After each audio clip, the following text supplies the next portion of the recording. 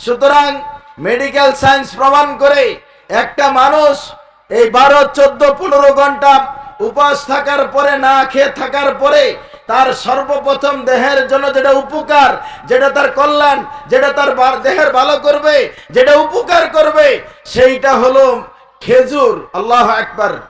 একদল বলছে গরু মা, আরে গরু গাভী যদি মা হয় তাহলে বাবাটা কে রে বাবা? পালা কথা। তাহলে গরু যদি মা হয় তাহলে আল্লাহর রাস্তায় একটা দাবি আছে, ছাগলগুলারে খালাম্মার উপাধিটা দিয়া দেন, সম্মানটা দিয়া দেন, ছাগলটিরে খালাম্মা বানাই দেন।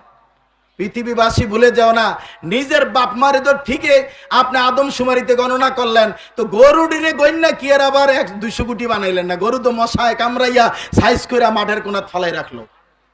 বুঝা শুনে কথা বলেন। বলছিলাম ঈমান বৃদ্ধির 3 নম্বর উপায় সিয়াম পালন করা। সম্মানিত উপস্থিতি, আপনাকে জরুরি কথা বলছি। 14টা পয়েন্ট আছে, 14টা জিনিস আছে, 14 থেকে 15টা। রমজান মাসে জীবনও ছাড়বেন না, মনে রাখতে পারবেন তো? রমজানে ভুলও ছাড়বেন না। এক, ফরজ সিয়াম পালন করতে হবে।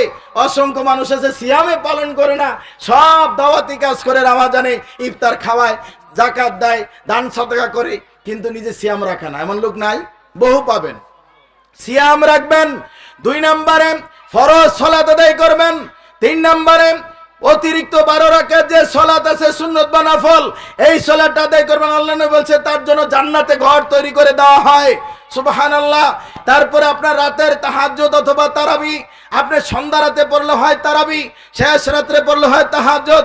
যার যেটা সুযোগ হয়, আপনি রাকাতের দিকে না তাকিয়ে কোয়ালিটির দিকে তাকাতে হবে, কোয়ান্টিটির দিকে তাকাতে হবে না, কোয়ালিটির দিকে তাকাতে হবে। রুকু, সেজদা, তেলাওয়াতুল কোরআন যেন সুন্দর হয়। 5G গতিতে তারাবি পড়ার কোনো সুযোগ ইসলামে নেই। আজকে আমাদের অনেক খালাতো ভাইয়েরা তারাবির নামে যেইভাবে প্রতিযোগিতায় নামে 20 রাকাত পড়ে ফেলে নাকি আধা ঘন্টা 35 মিনিটে। আল্লাহ মাফ করুক, এখানে অনেক হাফেজ আছেন, আমি চ্যালেঞ্জ করব, অধিকাংশ হাফেজদের নামাজ হয় না। কারণ কি জানেন? শুধু এক হাফেজ আরেক হাফেজের লুকমা দেওয়ার জন্য, ভুল ধরার জন্য তাকিয়ে থাকে, কখন একটা ভুল ধরবে। কারণ ভুল বেশি ধরতে পারলে যাওয়ার সময় হাদিয়া বেশি পাওয়া যাবে। এই জন্য তো আল্লাহ বলছে ইন্নামাল আমালু বিন্নিয়াত, নিয়তের উপরে আমল নির্ভর করে। এই যে 5G গতিতে শিখিয়ে দিল, আল্লাহ বলছে ওয়ারাতিল কোরআন তারতিলা, তোমরা তারতিল সহকারে ধীরস্থির ভাবে সুন্দর করে কোরআন তেলাওয়াত করার জন্য। আপনি কিছুই বুঝতে পারবেন না, তারাবির জামাতে যান, আপনি গেলে বুঝতে পারবেন। সম্মানিত উপস্থিতি,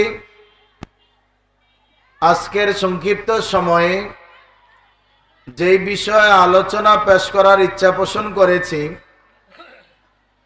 যে আমলে ঈমান বৃদ্ধি পায়, এমন কি আমল আছে যে আমল দ্বারা আমাদের ঈমানটা তরুতাজা হবে, ঈমানটা আরো বৃদ্ধি পাবে। অনেক আলোচনা শুনেছি, জান্নাত জাহান্নাম, হাসরের মাঠ, কবরের আযাব, অনেক বিষয়, কিন্তু আমাদের আসল জিনিস, মূল সম্পদ ঈমান। একজন ঈমানদারের মূল সম্পদ কি? ঈমান। এই ঈমানটা আছে না গেছে? ঈমানটা তরুতাজা করা প্রয়োজন আছে কিনা? ঈমানটা তরুতাজা হবে, বৃদ্ধি পাবে, আলোকিত হবে। আল্লাহ সুবহানাহু ওয়া তাআলার প্রিয় বান্দা হওয়ার জন্য আরো আমরা এমন কি আমল করতে পারি যেই আমলে আমার আপনার ঈমানটা বৃদ্ধি পাবে? শুধু সাধারণ মানুষের ঈমান বৃদ্ধি পাবে এমন নয়, আলেম ওলামা, বক্তা, মসজিদের ইমাম, খতিব, মুসল্লি, মসজিদ কমিটি হোক আর মাদ্রাসা কমিটি হোক, সামাজিক নেতা, রাজনৈতিক নেতা, ধর্মীয় নেতা, সবারই ঈমান বৃদ্ধির প্রয়োজন। কথা ঠিক কিনা? সম্মানিত উপস্থিতি, মনোযোগ সহকারে কথাগুলি শ্রবণ করার চেষ্টা করবেন। অনেকের কাছে বিষয়টা নতুনও হতে পারে। স্বেচ্ছাসেবক ভাইরা, যে সকল ভাই দাঁড়িয়ে আছে তাদেরকে সুন্দর করে আন্তরিকতা দিয়ে বসিয়ে দিবেন। সম্মানিত উপস্থিতি, ঈমান বৃদ্ধির উপায়ের আমার ক্ষুদ্র গবেষণায় আমি 26টি বিষয় পেয়েছি, যেই বিষয় দিয়ে একজন মুমিন ব্যক্তির, ঈমানদার ব্যক্তির, একজন আদর্শ মুসলিমের ঈমানকে তরুতাজা করবে, বৃদ্ধি করবে। পৃথিবীবাসী মনে রাখতে হবে আমরা কোথায় ছিলাম, কোথায় আসলাম, কেন আসলাম, কিভাবে আসলাম, আসার পরে কাজ কি, না করলে ক্ষতি কি, কে পাঠালো, কে এমন শক্তিশালী যাকে ছুঁইতে পাওয়া যায় না, দেখতে পাওয়া যায় না, তার অর্ডারে আসলাম, তার অর্ডারে আবার এখান থেকে স্থান চেঞ্জ করতে হবে, তার অর্ডারে আমার জীবন চলছে, যার অর্ডারে আমার শ্বাস প্রশ্বাস চলছে, যার অর্ডারে আমার বেঁচে থাকা মরে যাওয়া দুইটাই ওনার হাতে, যার হাতে আমার কল্যাণ, যার হাতে আমার অকল্যাণ, যার হাতে আমি 1 সেকেন্ড বাঁচবো কি মরবো, যার সিদ্ধান্তের উপরে নির্ভর করে তিনি কে, তাকে খুশি করা কেন প্রয়োজন। দুনিয়ার মানুষ যখন চাকরি করে বসের মন জয় করতে চায়, স্ত্রী তার স্বামীর মন জয় করতে চায়, সহকারী অধ্যাপক হওয়ার জন্য তার চেষ্টা থাকে। আমরা মানুষ হিসাবে, মুসলিম হিসাবে আমার যেই জায়গায় ইমানের যে স্তর আছে, যেই পর্যায়ে আছি, এখান থেকে আমাকে আরো উপরে যাওয়ার প্রয়োজন আছে কিনা, সংক্ষিপ্ত সময়ে এই বিষয়গুলি নিয়ে আমরা একটু পর্যালোচনা করার চেষ্টা করব ইনশাআল্লাহ। সম্মানিত উপস্থিতি, ঈমান বৃদ্ধির উপায়ের প্রথম কাজ হলো সচেতনতা সৃষ্টি করা। আমি আপনি যে কোনো কাজে আমার কাজটা দেশ বিরোধী হচ্ছে কিনা সচেতন থাকি, আমার কাজটা পুলিশ বিরোধী হচ্ছে কিনা, আইন বিরোধী হচ্ছে কিনা, আমার কাজটা ধর্ম বিরোধী হচ্ছে কিনা, আমার কাজটা সামাজিক গোত্রের নিয়ম নীতি বিরুদ্ধে যাচ্ছে কিনা, প্রত্যেকের অবস্থানের চিন্তা করি। কিন্তু এক জায়গায় আমরা উদাসীনতার পরিচয় দেই, অসচেতনতার পরিচয় দেই। আমার যেই সম্পদ ঈমান, এইটার অবস্থা কোন পর্যায়ে আছে, আমার কথা বলার আগে, সমর্থন দেওয়ার আগে, আমার মিছিল মিটিং, পড়াশোনা, বিবাহ শাদী, অফিস আদালত, ক্ষেত খামার সবকিছু করার আগে আমাকে ভাবতে হবে, বুঝতে হবে, চিন্তা করতে হবে, অনুধাবন করতে হবে, অনুসূচনা করতে হবে, প্ল্যান প্রোগ্রাম করতে হবে। আমার কথা, আমার কাজ, আমার আমল এইটা গ্রহণীয় না বর্জনীয়, এটা করলে ঈমান বৃদ্ধি পাবে না ঈমান আরো যতটুকু আছে এটাও চলে যাবে। এতটুকু বুঝাটা আমরা অনেকেই বুঝি না, বুঝার চেষ্টাও করি না। সম্মানিত উপস্থিতি, আমার চাইতে অনেক বেশি শিক্ষিত মানুষ, স্কুলের হেডমাস্টার, কলেজের প্রফেসর, ইউনিভার্সিটির টিচার, সামাজিক ব্যক্তিত্ব, রাজনৈতিক ব্যক্তিত্ব অনেকে আছেন, কিন্তু দুর্ভাগ্য ধর্মের ব্যাপারে আমরা এত উদাসীন। ধর্মে যিনি পারদর্শিতা অর্জন করে লিডার হবেন, নেতা হবেন, দুর্ভাগ্য ইসলাম ধর্মের নেতা বলছে, আল্লাহর নবী তথা আমাদের সবার সবচেয়ে বড় নেতা তিনি বলছেন, তুমি ইফতার করার সময় খেজুর খাও, তুমি সাহারিতে খেজুর খাও। আর পৃথিবীর BD.com এর নেতা বলছে খেজুর খাওয়ার দরকার কি, বড়ই খাও। তাহলে দুইজনের চিন্তাধারা দুই দিকে না? কথাকে আমার বোঝেন, দুই দিকের চিন্তাধারা দুই দিকে চলে যায়। সুতরাং মেডিকেল সায়েন্স প্রমাণ করে একটা মানুষ এই 12, 14, 15 ঘন্টা উপবাস থাকার পরে, না খেয়ে থাকার পরে, তার সর্বপ্রথম দেহের জন্য যেটা উপকার, যেটা তার কল্যাণ, যেটা তার দেহের ভালো করবে, যেটা উপকার করবে, সেইটা হলো খেজুর। আল্লাহু আকবার। যার কারণে আজকে বিজ্ঞানীরাও আর দ্বিমত পোষণ করে না। যাই হোক, এই সচেতনতার ব্যাপারে আল্লাহ রাব্বুল আলামিন মহাগ্রন্থ আল কোরআনের 47 নম্বর সূরা মুহাম্মদের 19 নম্বর আয়াতে আল্লাহ রাব্বুল আলামিনের ঘোষণা, ফাআলাম আন্নাহু লা ইলাহা ইল্লাল্লাহ। আল্লাহ সুবহানাহু ওয়া তাআলা ঘোষণা, ফাআলাম, তুমি জানো। কি জানবে? আল্লাহ ছাড়া কোনো সত্যিকার অর্থে মাবুদ নেই। আল্লাহ যা আদেশ করেছেন মানবা, যা নিষেধ করেছেন বর্জন করবা।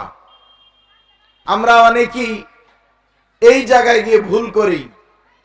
আমরা মনে করি কেউ বলছি আইনদাতা নাই, বিধানদাতা নাই, হুকুমদাতা নাই, এরকম ভাবে। এই কথাগুলিকে আবু জেহেল আর আবু লাহাব বুঝতেন না? ওনারা বুঝেছেন লা ইলাহা ইল্লাল্লাহর প্রকৃত দাবি, মূল দাবি, যথার্থ দাবি হলো আল্লাহ যা আদেশ করেছেন তা মেনে নিবেন, যা নিষেধ করেছেন তা বর্জন করবেন। এইটার নাম হলো লা ইলাহা ইল্লাল্লাহ। কিন্তু আমরা অনেকে আছি লা ইলাহা ইল্লাল্লাহ মেনেও নিয়েছি, বিশেষ করে এটা দিয়ে ভিক্ষা করি। কি করে? আপনি গাড়িতে, বাসে, ট্রেনে দেখবেন লা ইলাহা ইল্লাল্লাহ ভিক্ষা দেন, লা ইলাহা ইল্লাল্লাহ ভিক্ষা দেন। ভারতবর্ষের কাশ্মীরের আনোয়ার শাহ কাশ্মীরি রাহিমাহুল্লাহ তাআলা জগৎ বিখ্যাত একজন আলেম, তিনি বলেছিলেন যে মানুষ ভিক্ষা করার জন্য লা ইলাহা ইল্লাল্লাহ বলে আর মানুষের কাছে হাত বাড়ায়, কোনো কিছুর প্রয়োজন ছিল না। যেই জিকিরটা তারা করছিল, ওই মানুষটা যদি আল্লাহর সন্তুষ্টির জন্য, আল্লাহরকে সন্তুষ্ট করার জন্য লা ইলাহা ইল্লাল্লাহ বলতো, তো ওই মানুষের জীবনে ভিক্ষা করা লাগতো না। কথা বুঝেননি? কিন্তু আমরা বুঝিনি, এই জন্য লা ইলাহা ইল্লাল্লাহ ভিক্ষা দেন, সুবহানাল্লাহ ভিক্ষা দেন, ওই রকম চিন্তা করি। পৃথিবীবাসী, আল্লাহ রাব্বুল আলামিনের অর্ডার ফাইলাম, তুমি জানো আন্নাহু লা ইলাহা ইল্লাল্লাহ, আল্লাহ ছাড়া কোনো সত্যিকার অর্থে মাবুদ নেই। মানে হলো আল্লাহ যা আদেশ করেছেন তা মেনে নাও, যা নিষেধ করেছেন তা বর্জন করো। দুইটার মাঝে কোনো আপোষ চলবে না। আমরা অনেকে আছি আদেশগুলি পালন করাকে নেকির কাজ মনে করি, নিষেধগুলি বর্জন করাকে নেকির কাজ মনে করেন। এটা ভুল ধারণা। কারণ আদেশটা পালন করা যেমন নেকির কাজ, নিষেধটা বর্জন করাটাও কি নেকির কাজ। দুইটাই আল্লাহ সুবহানাহু ওয়া তাআলার পক্ষ থেকে। সুতরাং আমরা অনেকে দেখবেন খালি নেকির কাজ, সওয়াবের কাজ, কল্যাণের কাজ, তাসবিহ তাহলিল এগুলি করে, পাপের কাজগুলিকে এত তোয়াক্কা করে না। বরং একজন সচেতন মানুষের কাজ হলো নেকি আমল একটু কম হোক সমস্যা নাই, কিন্তু গুনার কাজটা যেন না হয়। কি সচেতন থাকতে হবে? নেকি বা আমল একটু কম হোক অসুবিধা নাই, কিন্তু গুনাহ যেন না হয়। এই জন্য সাহাবায়ে কেরাম এনারা বলতেন যে আমরা আমাদের সময়ে, নবীর সময়ে মশা বা মাছি পরিমাণ গুনাহকে পাহাড় পরিমাণ মনে করতাম, আর তোমরা এখন পাহাড় পরিমাণ গুনাহকে মশা বা মাছির ডানা পরিমাণ মনে করো। সাহাবীরা তাবিঈদেরকে বলতেন। আর আজকের প্রেক্ষাপটে বাংলাদেশে যদি কোনো সাহাবী এখন আসতেন, কি চিন্তা করতেন তা আপনারাই ধারণা করতে পারেন। রাসূলের সময়ে সাহাবী আমাদের বাংলাদেশে এসেছিল কিনা বলেন তো? কেউ বলতে পারবেন? কথা আমার বোঝেন নাই। রাসূলের সময়ের সাহাবী আমাদের বাংলাদেশে এসেছিল কিনা? অবশ্যই এসেছে। আপনি থিসিস পড়েন ডক্টর আসাদুল্লাহ গালিব স্যারের। রাসূল সাল্লাল্লাহু আলাইহি সাল্লাম যখন দ্বীনের দাওয়াত দিচ্ছেন, সাহাবায়ে কেরাম তখন ব্যবসায়িক যে বণিকরা ছিল, ওই ব্যবসায়ী কেরাম চট্টগ্রাম বন্দর ব্যবহার করে মালাবার, তারপরে চীনে বিভিন্ন ভারতবর্ষের বিভিন্ন এলাকায় এসেছে। যার কারণে যারা বলে যে বাংলাদেশের আহলে হাদিসরা ইংরেজদের তৈরি, এর চাইতে ডাহা মিথ্যা কথা আকাশের নিচে জমিনের উপরে আর একটাও হতে পারে না। বরং আল্লাহর নবীর সময় সঠিক ইসলামের দাওয়াত বাংলাদেশের মাটিতে এসেছিল, এটা আল্লাহর দয়া। যার কারণে আমরা সঠিক ইসলামের পথে থাকার সুযোগ পেয়েছি। আর যারা ওই ইরাক, ইরান, ইয়েমেন বিভিন্ন দেশ থেকে হয়ে আপনার মাধ্যম হয়ে ভারতবর্ষতে ঢুকেছে, এই জায়গা গিয়ে কেউ খানকা পূজারি, কেউ মাজার পূজারি, কেউ দরগা পূজারি, কেউ ইলালার পূজারি, কেউ গাছের পূজারি, কেউ তাবিজের পূজারি হয়ে আজকে তারা বিভিন্ন দলে বিভক্ত হয়ে গেছে। কথা ঠিক কিনা? বাস্তবতা এই জায়গায়। এই জন্য বলছিলাম বিশ্বনবী রাহমাতুল লিল আলামিন নবী মুহাম্মদ রাসূলুল্লাহ সাল্লাল্লাহু আলাইহি ওয়াসাল্লাম ঈমানের দাওয়াত, লা ইলাহা ইল্লাল্লাহর দাওয়াত সাহাবীদেরকে যেইভাবে দিয়েছেন, সাহাবীরা ওইভাবে বুঝেছেন। কোরআনের ব্যাখ্যা হবে কোরআন দিয়ে, কোরআনের ব্যাখ্যা হবে হাদিস দিয়ে, কোরআনের ব্যাখ্যা হবে সাহাবীদের আমল দিয়ে। কোরআনের ব্যাখ্যা বাংলাদেশের কোনো হুজুর দিয়ে হবে না। যার কারণে দেখবেন বাংলাদেশের হেলিকপ্টার হুজুর যাদেরকে আনতে গেলে 1 লাখ 2 লাখ টাকা আগে অ্যাডভান্স করতে হয়, ওনারা ব্যাখ্যা দিয়েছে। আল্লাহ সুবহানাহু ওয়া তাআলা তওবার ব্যাপারে বলছে, তওবাতুন নাসুহা শব্দ ব্যবহার করেছেন। আর হেলিকপ্টার হুজুর জনগণের সামনে বলছে, হাজার হাজার মানুষের সামনে, যে তওবা করতে হবে নাসুহা নামক ব্যক্তির মতো তওবা। আস্তাগফিরুল্লাহ। দেখেন বলছে নাসুহা সে সাহাবী ছিল না তাবী ছিল না আল্লামা বুজুর্গ ছিল জানি না, তার কথাটা কোরআনে আসছে আস্তাগফিরুল্লাহ বলা হয়েছে একনিষ্ঠ তওবা, যেই তওবাটা মানে আল্লাহ কবুল করবেন ওই ধরনের তওবা, অথচ সে চালিয়ে দিছে ব্যক্তির নামে। জনগণ তো অনেকে নাকের পানি আর চোখের পানি দিয়া রুমাল ভিজাইয়া অর্ধেক শেষ। হেলিকপ্টার দরকার, হেলিকপ্টার কিনে দেওয়া দরকার এই হুজুরকে। এই জন্য বলছি সচেতনতার আমাদের অভাব। হেমিলনের বাসিওয়ালার মতো মানুষের পিছিয়ে দেওয়ার দরকার নেই। লা ইলাহা ইল্লাল্লাহ অন্তরে বিশ্বাস, তাসদিক বিল জানান, ইকরার বিল লিসান, অন্তরে বিশ্বাস, মুখে স্বীকৃতি আশহাদু আল্লা ইলাহা ইল্লাল্লাহ ওয়া আশহাদু আন্না মুহাম্মাদান আবদুহু ওয়া রাসূলুহু, এই কথাটাই বাক্যে অন্তরে গেঁথে নিবেন, জায়গা করে দিবেন, অন্তরে প্রথম সেটিং করবেন, তারপর আপনি মুখ দিয়ে স্বীকৃতি দিবেন, তারপর আপনি কাজে বাস্তবায়ন করবেন। যেটা আমল করলে বৃদ্ধি পাবে, গুনাহ করলে হ্রাস পাবে। পৃথিবীবাসী সচেতনতার সাথে সাথে ঈমান বৃদ্ধির দ্বিতীয় যে পয়েন্ট, দ্বিতীয় যে বিষয়, ঈমানদারদের সাথে ওঠা বসা করা। কার সাথে ওঠা বসা করা? আপনি খেয়াল করে দেখেন তো, এই একটা মাসের ভিতরে, এই এক সপ্তাহের ভিতরে, একদিনের ভিতরে কয়জন 5 ওয়াক্ত সালাত আদায়কারীর সাথে আপনি ওঠা বসা করেছেন? কয়টা মানুষের সাথে যে হালালকে হারাম জানে, হারামকে হারাম জানে, হালাল হারামের বাজ বিচার করে শরীয়তের দৃষ্টিতে চলার চেষ্টা করে এমন ভালো মানুষের সাথে চলাফেরা করেছেন? আর যদি দেখেন আপনার সামাজিক কাজে, রাজনৈতিক কাজে, অর্থনৈতিক কাজে, ব্যবসায়িক কাজে, পারিবারিক কাজে আপনি অনইসলামিক মানুষের সাথে চলাফেরা করেন, তাহলে বুঝতে হবে যে আপনার ইমানের ঘাটতি আছে, ইমানের দুর্বলতা আছে। ইমান দুর্বল অবস্থায় আছে বিদায় আপনার কাছে সব একাকার মনে হয়, সব একই রকম মনে হয়।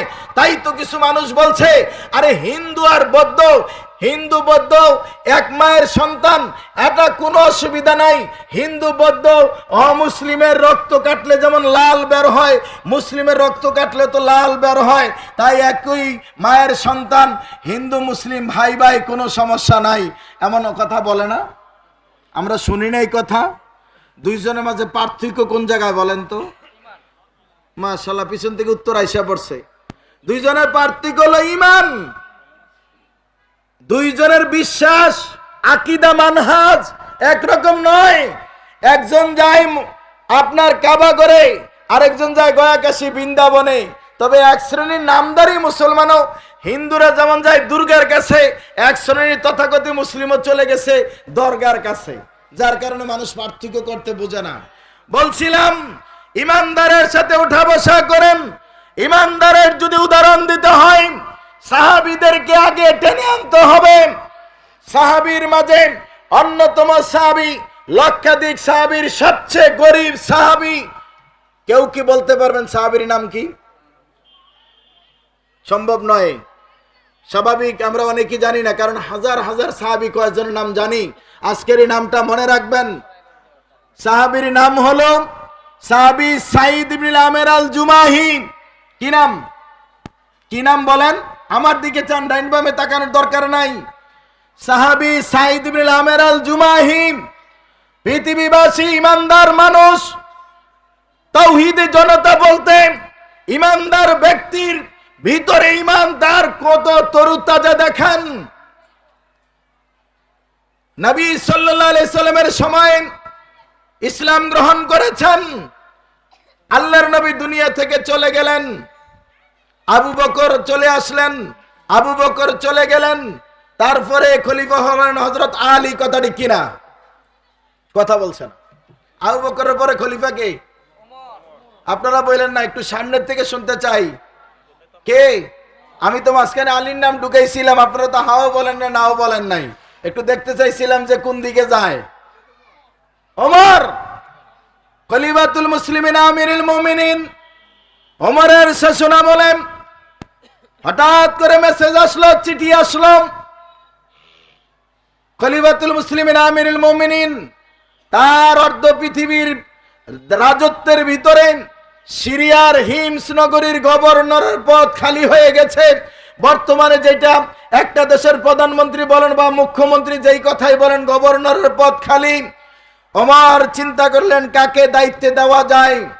দেখেন পৃথিবীর যারা নেতা কর্মী আছেন লক্ষ কোটি টাকা খরচ করে ব্যানার ফেস্টুন করে আপনি মিছিল মিটিং করেন, অথচ গ্রামের বাড়ি থেকে চাচা ফোন দিয়েছে, ভাতিজা তুমি ঢাকা শহরে থাকো, তোমার বাবা 2 বছর আগে মরে গেল, 1 বছর আগে মা মারা গেল, বৃষ্টিতে কবরটা ভেঙে গেছে, কবরটাতে 2 কোদাল মাটি দিয়ে যাও। তুমি বলছো ফোন দিয়ে এখন সময় নাই। পৃথিবীর নেতা কর্মী মুসলিম শাসকেরা শোনো, পৃথিবীর মুসলিম সাথী বন্ধু শুনুন, সাহাবী সাঈদ ইবনে আমির আল জুমাহি গরিব সাহাবী, এর চাইতে গরিব আর কোন সাহাবী ছিলেন না। ওমরে ফারুক চিন্তা করলেন কাকে নেতা বানিয়ে হিমসনগরীর গভর্নর বানানো যায়। তিনি চিন্তা করে বের করলেন সাহাবী সাঈদ ইবনে আমির আল জুমাহি হলো পারফেক্ট ব্যক্তি। তার নাম ঘোষণা করলেন, পিএস পাঠিয়ে দিলেন, সাহাবী সাঈদকে ডেকে পাঠাও। সাহাবী সাঈদের কাছে যখন এই মেসেজ গেছে, ভয়ে থরথর করে কাঁপার মতন, নিশ্চয়ই কোনো ভুল করেছি, ওমর ডেকেছে, এটা সাধারণ ওমর নয়। বুখারী মুসলিমের হাদিস খুলেন, আল্লাহ নবী বলছেন ওমর তুমি যদি এক রাস্তায় বের হও তাহলে শয়তান তোমারে দেখলে আরেক রাস্তায় বের হয়। সুবহানাল্লাহ। কালকে নাস্তার পরে পড়লেও চলবো। বুখারীর হাদিস, আল্লাহ রাসূল বলছে তোমারে দেখলে শয়তান পর্যন্ত ভয় পায়, তুমি এত রাগী মানুষ। সেই ওমর যখন ডেকে পাঠিয়েছেন সাহাবী সাঈদ ইবনে আমির আল জুমাহি ওমরের সামনে এসে বলছে খলিফাতুল মুসলিমিন আমিরুল মুমিনিন আমাকে ডেকে কেন পাঠিয়েছেন আমাকে বলে দেন। ওমর ডাক দিয়ে বলছেন সাঈদ ইবনে আমির আল জুমাহি, সিরিয়ার হিমস নগরীর গভর্নরের পদ খালি হয়ে গেল, আমি অনেক চিন্তা করে ভাবনা করে প্ল্যান প্রোগ্রাম করে একজন আমি গভর্নর নিযুক্ত করেছি। সাহাবী সাঈদ বলল তাহলে তো হয়ে গেল, আমাকে ডাকলেন কেন?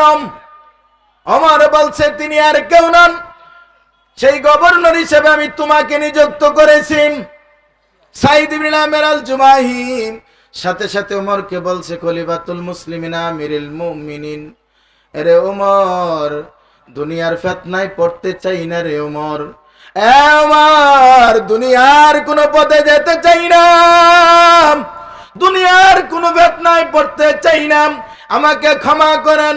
ওমর ডাক দিয়ে বলছে ও সাহাবী সাঈদ, আমাকে অর্ধ পৃথিবীর রাজত্ব দিয়ে ক্ষমতা দিয়ে তোমরা ঘরে বসে থাকবে এমন হতে পারে না। ওমরের সিদ্ধান্ত যেইটা নিয়েছি এইটাই হবে, 1 মিনিটের জন্য দেরি না করে প্রস্তুতি নিয়ে সিরিয়ার গভর্নরের দায়িত্ব পালন করো। আল্লাহু আকবার। ওমর যখন সিদ্ধান্ত দিয়েছে রওনা হয়ে গেলেন। দিন যায় রাত্রি যায়, একদল যুবক এসেছে মদিনায় ঘুরতে। তোমরা কারা গো? ওমর বলছে তোমরা কারা? বলছে সিরিয়ার লোক। কোন এলাকার? হিমস নগরীর। তোমাদের এলাকার অবস্থা কি? বলছে ভালো না। কি অবস্থা? অভাব আর অভাব, মানুষ আনতে পারলে খায়, না আনলে উপোস থাকে, তাই নাকি? বলে হ্যাঁ। তোমাদের দলের লিডার কে? আমির কে? বলছে তোমাদের দলের লিডার কে আর আমির কে? বলছে ওমর। বলছে তোমাদের এলাকায় যারা গরিব মানুষ এমন 100 জনের নামের তালিকা দাও। কয়শো জন? 100 জনের নামের তালিকা চাইছে। দুর্ভাগ্য, করোনাকালীন সময়ে যখন বাংলাদেশ সরকার গরিবদের টাকা দিতে চাইছে, ইটালি থাকে ঢাকাতে বাড়িয়েছে এমন লোকের অ্যাকাউন্টে টাকা ঢুকে। আমরা তো এমন মানুষ হয়ে গেছি। পৃথিবীর ভাইজান শরম, 100 জনের নামের তালিকা দিয়ে দেই না ওমরের হাতে কাগজটা ধরে দিয়েছে। ওমর চিন্তা করলো কাদের নাম আছে।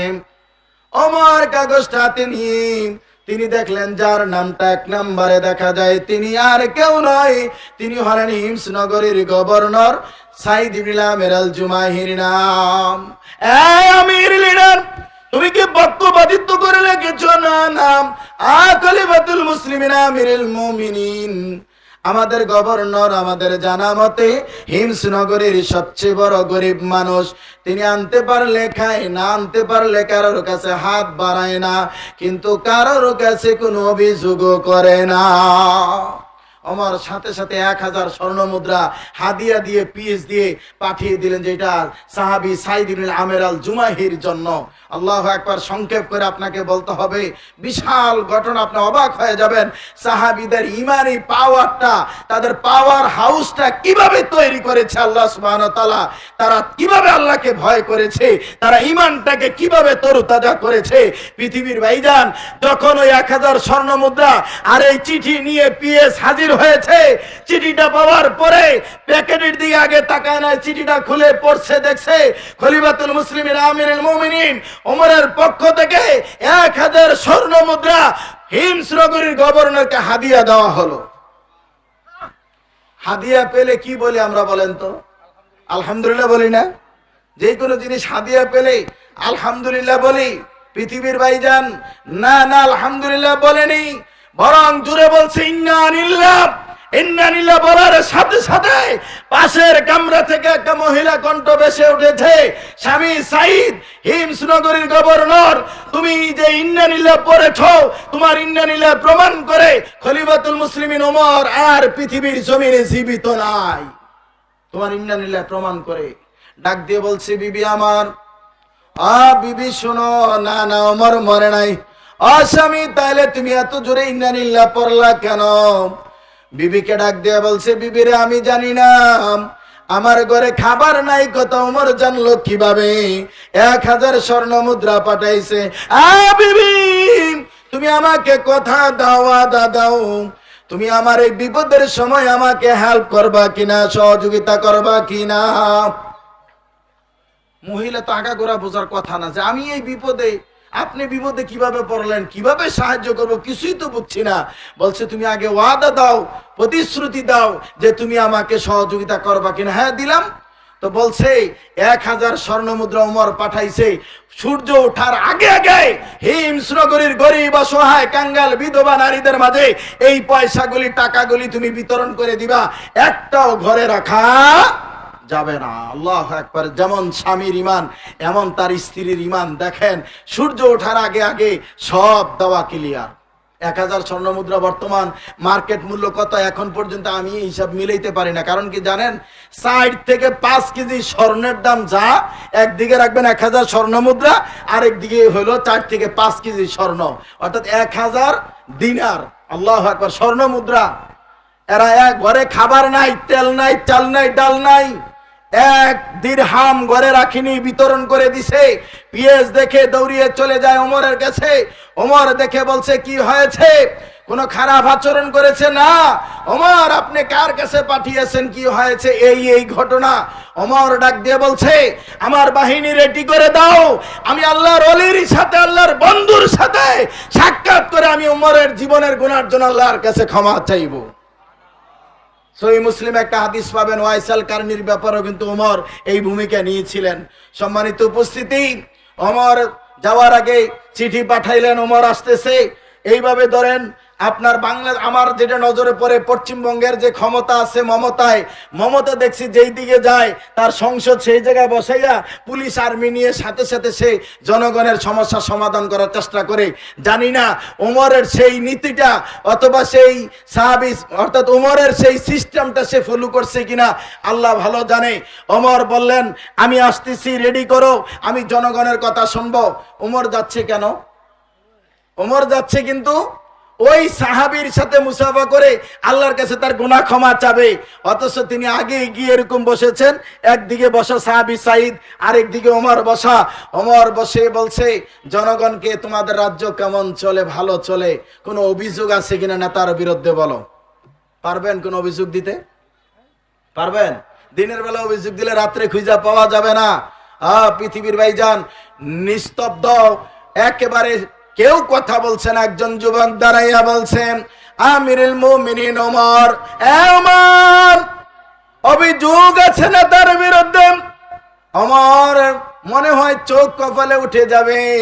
যেই নেতা আল্লাহর বন্ধু, ওলি মানুষ, আমি এসেছি তার সাথে মুসাফা করব, 1000 স্বর্ণ মুদ্রা নিজে রাখে না, বিলিয়ে দেয়, ওই মানুষের বিরুদ্ধে অভিযোগ ওমর মেনে নিবে না। কি অভিযোগ? বলছে সকাল 9টা বা 10টায় অফিসে আসার কথা, তিনি জাস্ট টাইমে অফিসে আসে না। কয়টায় আসে? আধা ঘন্টা 20 মিনিট 40 মিনিট পরে আসে। অভিযোগটা কি গ্রহণযোগ্য কিনা বলেন তো?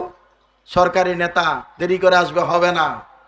ওমর এবার ডাক দিয়ে বলছে, সাইদ ইবনে আমের আল জুমাহি, কারণ দর্শক কেন তুমি যথা সময় আসো না?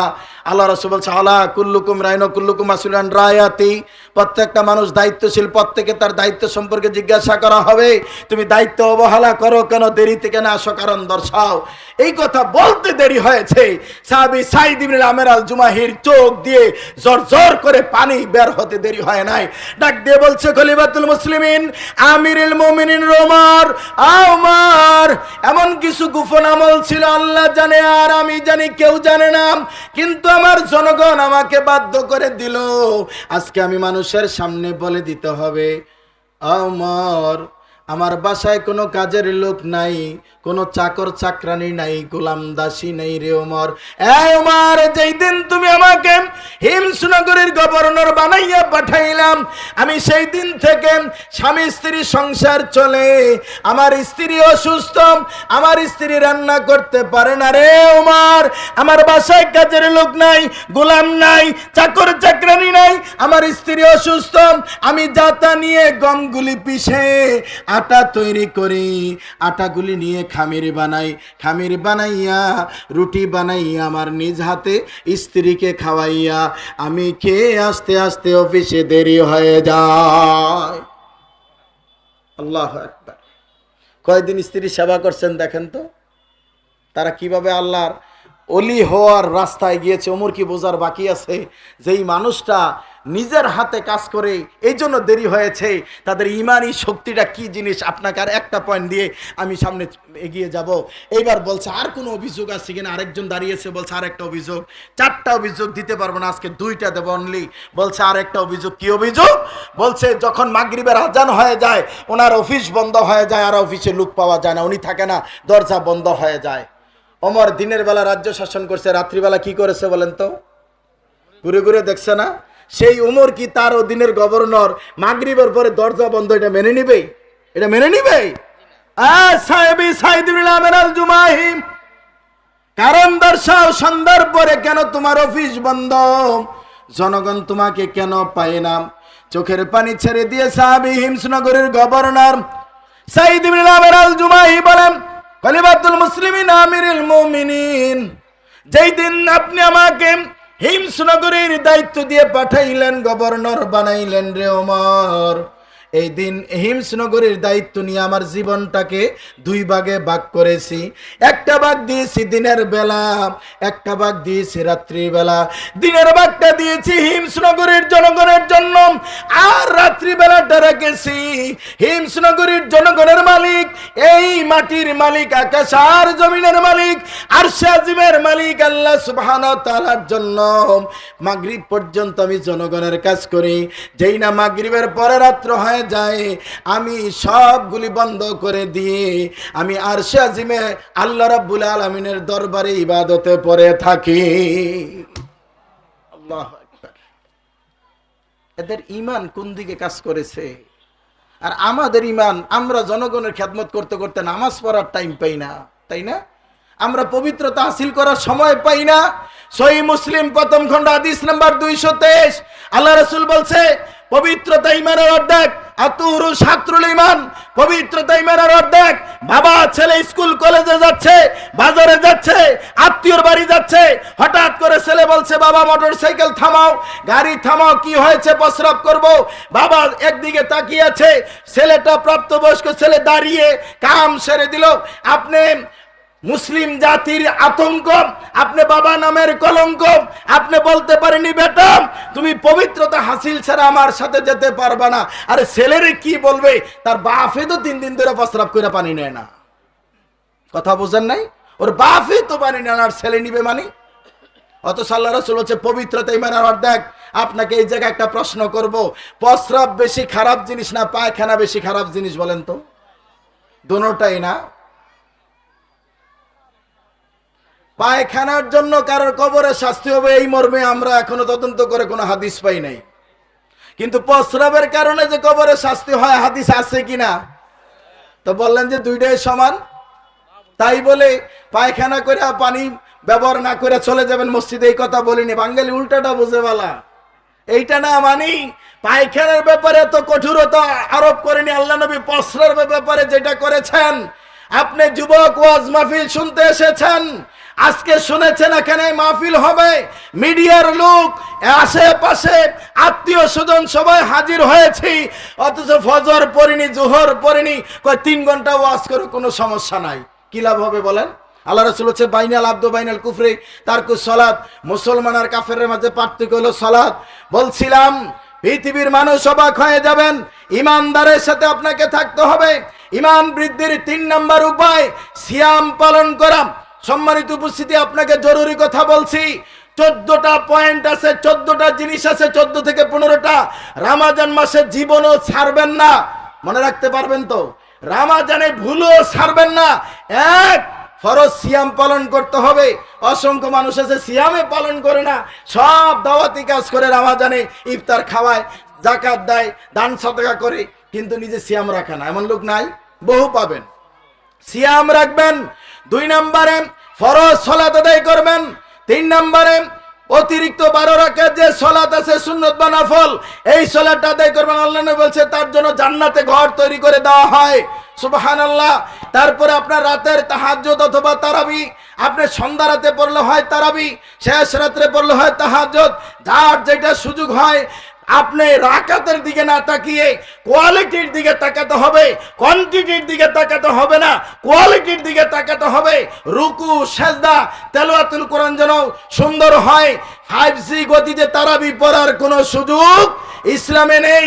আজকে আমাদের অনেক খালাতো ভাইয়েরা তারাবির নামে যেইভাবে প্রতিযোগিতায় নামে 20 রাকাত পড়ে ফেলে নাকি আধা ঘন্টা 35 মিনিটে। আল্লাহ মাফ করুক, এখানে অনেক হাফেজ আছেন, আমি চ্যালেঞ্জ করব, অধিকাংশ হাফেজদের নামাজ হয় না। কারণ কি জানেন?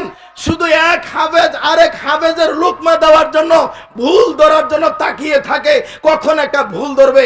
কারণ ভুল বেশি ধরতে পারলে যাওয়ার সময় হাদিয়া বেশি পাওয়া যাবে। এই জন্য তো আল্লাহ বলছে ইন্নামাল আমালু বিন্নিয়াত, নিয়তের উপরে আমল নির্ভর করে।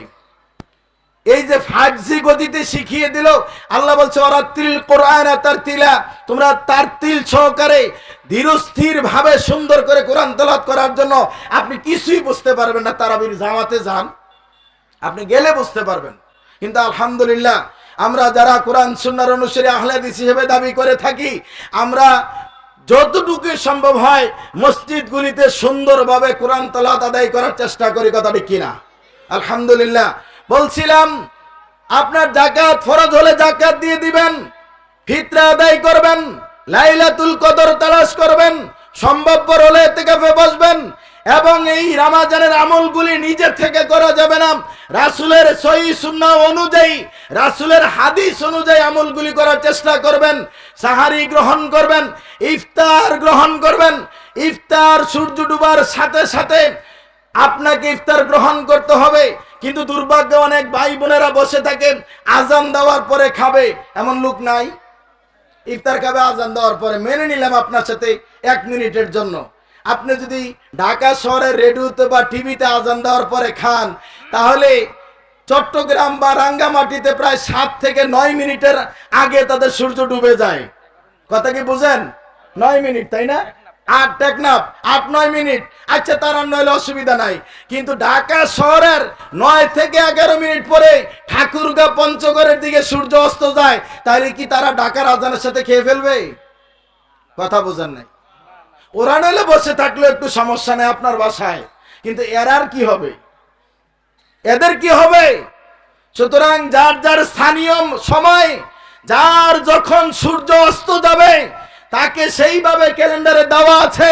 মুফতি সাহেবকে বললাম সূর্য ডোবার পরে 3 মিনিট বা 5 মিনিট পরে কেন ইফতার করেন? বলছে সন্দেহ দূর করার জন্য, কারণ সূর্য ডুবলো কি না। তো এতই যদি সন্দেহ থাকে তাহলে আধা ঘন্টা বসে থাকেন। কথা বোঝেন নাই? আধা ঘন্টা বসেন, তার মানে ইমানের দুর্বলতা। এটা কি ইমানের দুর্বলতা? আল্লাহ নবীর হাদিস দেখেন, সাহাবী সারের উপরে আল্লাহ নবী বলছেন তুমি তাড়াতাড়ি নামো, ছাতু তৈরি করো, ইফতার রেডি করো। বলছি ইয়া রাসূলুল্লাহ আর একটু সময় দিতেন। বলছে আরে তাড়াতাড়ি তুমি ইফতার রেডি করো। সুতরাং আপনি এখানে বসে যা দেখেন ওই বুরুজ খলিফার 162 তলায় বসে তা দেখছে না। অতএব আপনাকে ইমানের মাপকাঠিতে কথা বলতে হবে।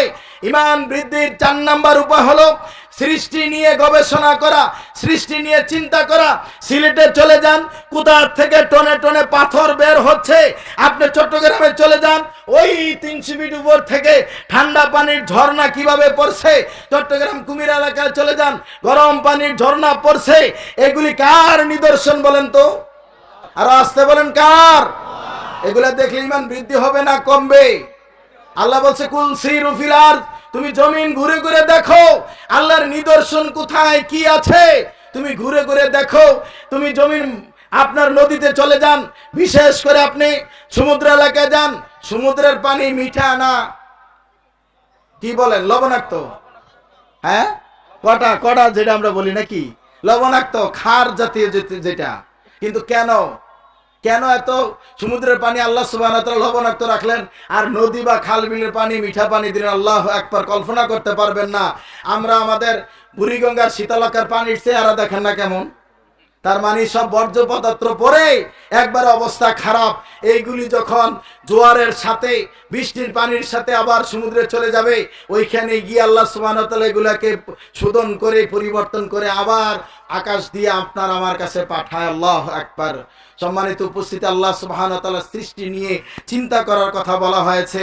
আজকে আমরা সৃষ্টি নিয়ে চিন্তা করি না, বরং আমার বিড়ি কোম্পানির ব্যবসাটা কিভাবে বাড়াইতে পারবো এই চিন্তা করি। কথাটা কি না? খালি ব্যবসা কিভাবে বাড়াইতে চাই, কিভাবে আমার টাকা বাড়াইতে চাই, কিভাবে দুতলা বিল্ডিং 3 তলা করতে হবে। বৌদ্ধভাবে করেন, কোনো বাধা নেই, কিন্তু সুদ খেয়ে ঘুষ খেয়ে প্রতারণা করে 2 নম্বরই করে বাড়ানোর সুযোগ ইসলামে নেই। সম্মানিত উপস্থিতি, ইসলাম এর মধ্য দিয়ে বিশেষ করে ঈমান বৃদ্ধি করার অন্যতম উপায় হলো নবীর উপরে দুরূদ পড়া। কেউ যদি চায় তার দোয়াটা কবুল হোক, কেউ যদি চায় তার কামনা বাসনা পূরণ হোক, কেউ যদি চায় তার সম্মান বৃদ্ধি পাক, কেউ যদি চায় তার গুনাহ মোচন হোক, কেউ যদি চায় তার মর্যাদা স্তর উন্নীত হোক, তাহলে এক বাক্যে নবী মুহাম্মদ রাসূলুল্লাহ সাল্লাল্লাহু আলাইহি ওয়াসাল্লামের উপরে বেশি বেশি করে দুরূদ পাঠ করতে হবে। আল্লাহর নবী বলছে মান সাল্লা আলাইহি ওয়াহিদা সাল্লাল্লাহু আলাইহি আশরা, যেই ব্যক্তি আমার প্রতি একবার দুরূদ পড়ে আল্লাহ তার প্রতি 10টা রহমত বর্ষণ করেন। সুবহানাল্লাহ বিহামদি সুবহানাল্লাহ আযীম। সুনান নাসাইর হাদিস, আল্লাহ রাসূল বলছে 10টা গুনাহ কেটে দেওয়া হয়, 10টা মর্যাদার স্তর উন্নীত করে দেওয়া হয়। জামিআত তিরমিজি 2457 নম্বর হাদিস, উবাই ইবনে কাব রাদিয়াল্লাহু তাআলা আনহু রাতের 2/3 চলে যাওয়ার পরে আল্লাহর নবীর সাথে তাহাজ্জুদে দাঁড়িয়ে গেলেন। এবার লম্বা চূড়া হাদিসের অংশে গিয়ে এক পর্যায়ে বলছে, ইয়া রাসূলুল্লাহ, আমি আপনার প্রতি বেশি বেশি দুরূদ পড়ি, আমি কতক্ষণ সময় দুরূদ পড়ব? আল্লাহর নবী বলছে তুমি যতক্ষণ সময় পারো, যত বেশি সময় পারো, তুমি তত বেশি রাসূলের প্রতি দুরূদ পড়ো। সুবহানাল্লাহ। আল্লাহ নবী এক পর্যায়ে এই কথা বলার পরে লম্বা চূড়া হাদিস সাহাবী বলছে আমি বেশি সময় আমি দুরূদ পড়া। আল্লাহ নবী বলছে এটাই তোমার জন্য যথেষ্ট হবে, তোমার দোয়া কবুল হবে, তোমার পেরেশানি দূর হবে, তোমার হতাশা দূর হয়ে যাবে। তুমি যত বেশি দুরূদ পড়বা আল্লাহ সুবহানাহু ওয়া তাআলা তত বেশি তোমার উপর রহমত বর্ষণ করবে। সারা দিনে কয়বার দুরূদ পড়ি বলেন তো? দুরূদ পড়তে তো কেউ চাই না। এই জন্য মুসলিমদের মাঝে একদল আছে কৃপণ, এক দলের বাড়াবাড়ি, আর এক দলের সারাসারি। একদল রাসূলের প্রতি দুরূদ পড়ে না, আরেক দল আবার রাসূলকে রাসূলের জায়গায় না রেখে নেতা এমন মানা মানছে একবার আল্লাহর জায়গায় বসাই দিছে। যেমন বলছে না, আরে এই দেশের মুসলিম বিশেষ করে আল্লাহর গজব আসবে না কেন? তাহিরির মতো মানুষের নামের আগে যদি আল্লামা লেখে তাহলে আল্লাহর গজব আসবে না কেন? এটা কি রুচির দুর্ভিক্ষ নয়? বলছে আল্লাহর দন রাসূলকে দিয়া আল্লাহ গেছে গায়েব হইয়া। নাউজুবিল্লাহি মিন যালিক। আল্লাহ আস্তাগফিরুল্লাহ। বলছে আল্লাহর দন নবীকে দিয়া আল্লাহ গেছে গায়েব হইয়া, নবীর দন খাজা পাইয়া। খাজা বসে আজমিরে, কেউ ফিরে না খালি হাতে, খাজা রে তোর দরবারেতে। মানুষ মরে যাওয়ার পরে কি জীবিত হয়? একবারে হবে, তাই না? কিন্তু আপনি আমরা তো অনেকে বিশ্বাস করি আব্দুল কাদের জিলানী, পীরানের পীর দস্তগীর আব্দুল কাদের জিলানী, তার এত পাওয়ার ছিল, এত বেশি শক্তি ক্ষমতা ছিল, সে সারা পৃথিবীর অলিদের অলি, একেবারে মহা অলি, গাউস কুতুব, কুতুবে রব্বানি, মাহবুব সুবানি, সারা গায়ে সুলকানি, একের ডাইলপুরি খেতাপুরি যা আছে সব বইলা কয় আব্দুল কাদের জিলানীর সামনে বড় যাত্রী সহ একটা নৌকা ডুবে গেল, আর আব্দুল কাদের জিলানী 12 বছর পরে এগুলারা আবার খানাপিনা সহকারে উড়াইয়া দিল। এই ইমান যদি থাকে, ইমানদার মুসলিম দিয়ে কি হবে আপনি বলেন? কি হবে ইমানদার মুসলিম দিয়ে? একবারও ভাবে না।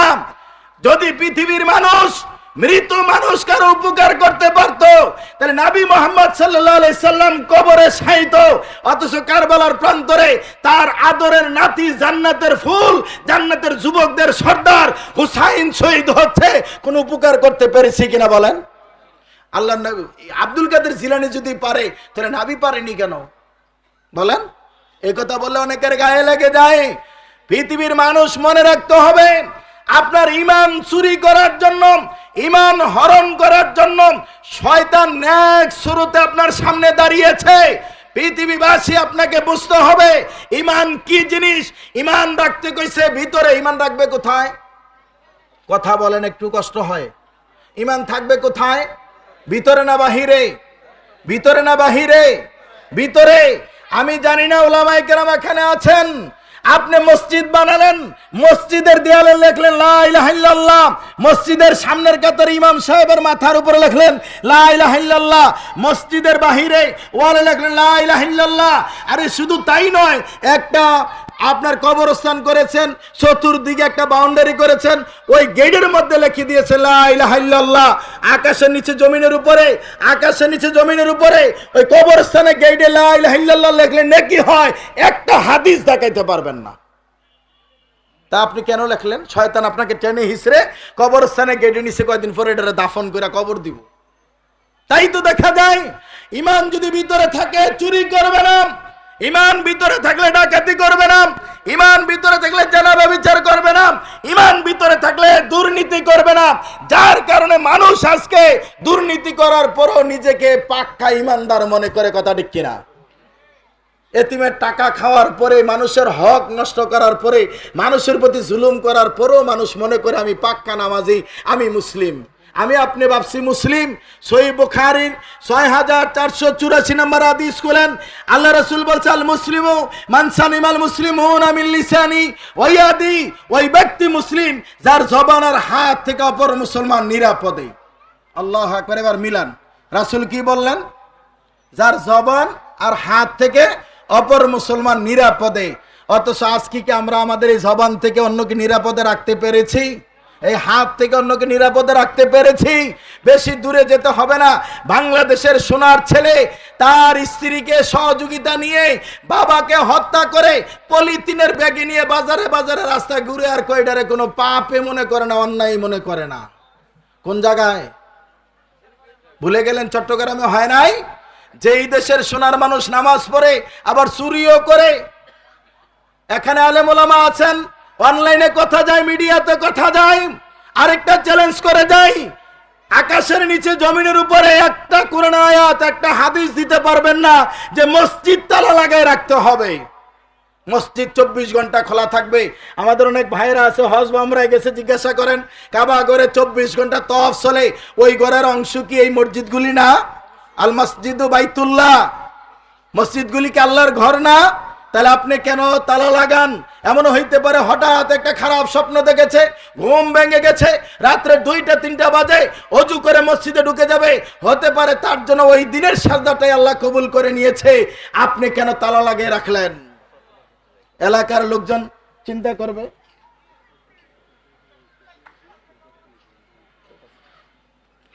সম্মানিত উপস্থিতি, এবার আশেপাশে চোর যারা আছে চিন্তা করবো যে ভালোই হয়েছে, তাহলে তো আমাদের লেগে সুবিধা। আচ্ছা, ভালো কথা, আপনারা লেগে অনেকে বলবেন, কমিটির যারা সদস্য আছেন, মসজিদ কমিটির তারা খেয়াল করবেন যে মসজিদ তালা লাগায় রাখি চোরের জন্য। একটু বললেন আপনাদের অসুবিধা হয়, মসজিদ তালা লাগায় কেন? চোর থেকে সম্পদ রক্ষা করার জন্য, তাই না? তো ঠিক আছে, মসজিদ তালা দিলেন, তো মসজিদে দান বাক্সে তালা লাগাইছেন কার জন্য বলেন? কি মসজিদে দান বাক্সে তালা নাই? বলেন। তাহলে বোঝা যাচ্ছে এই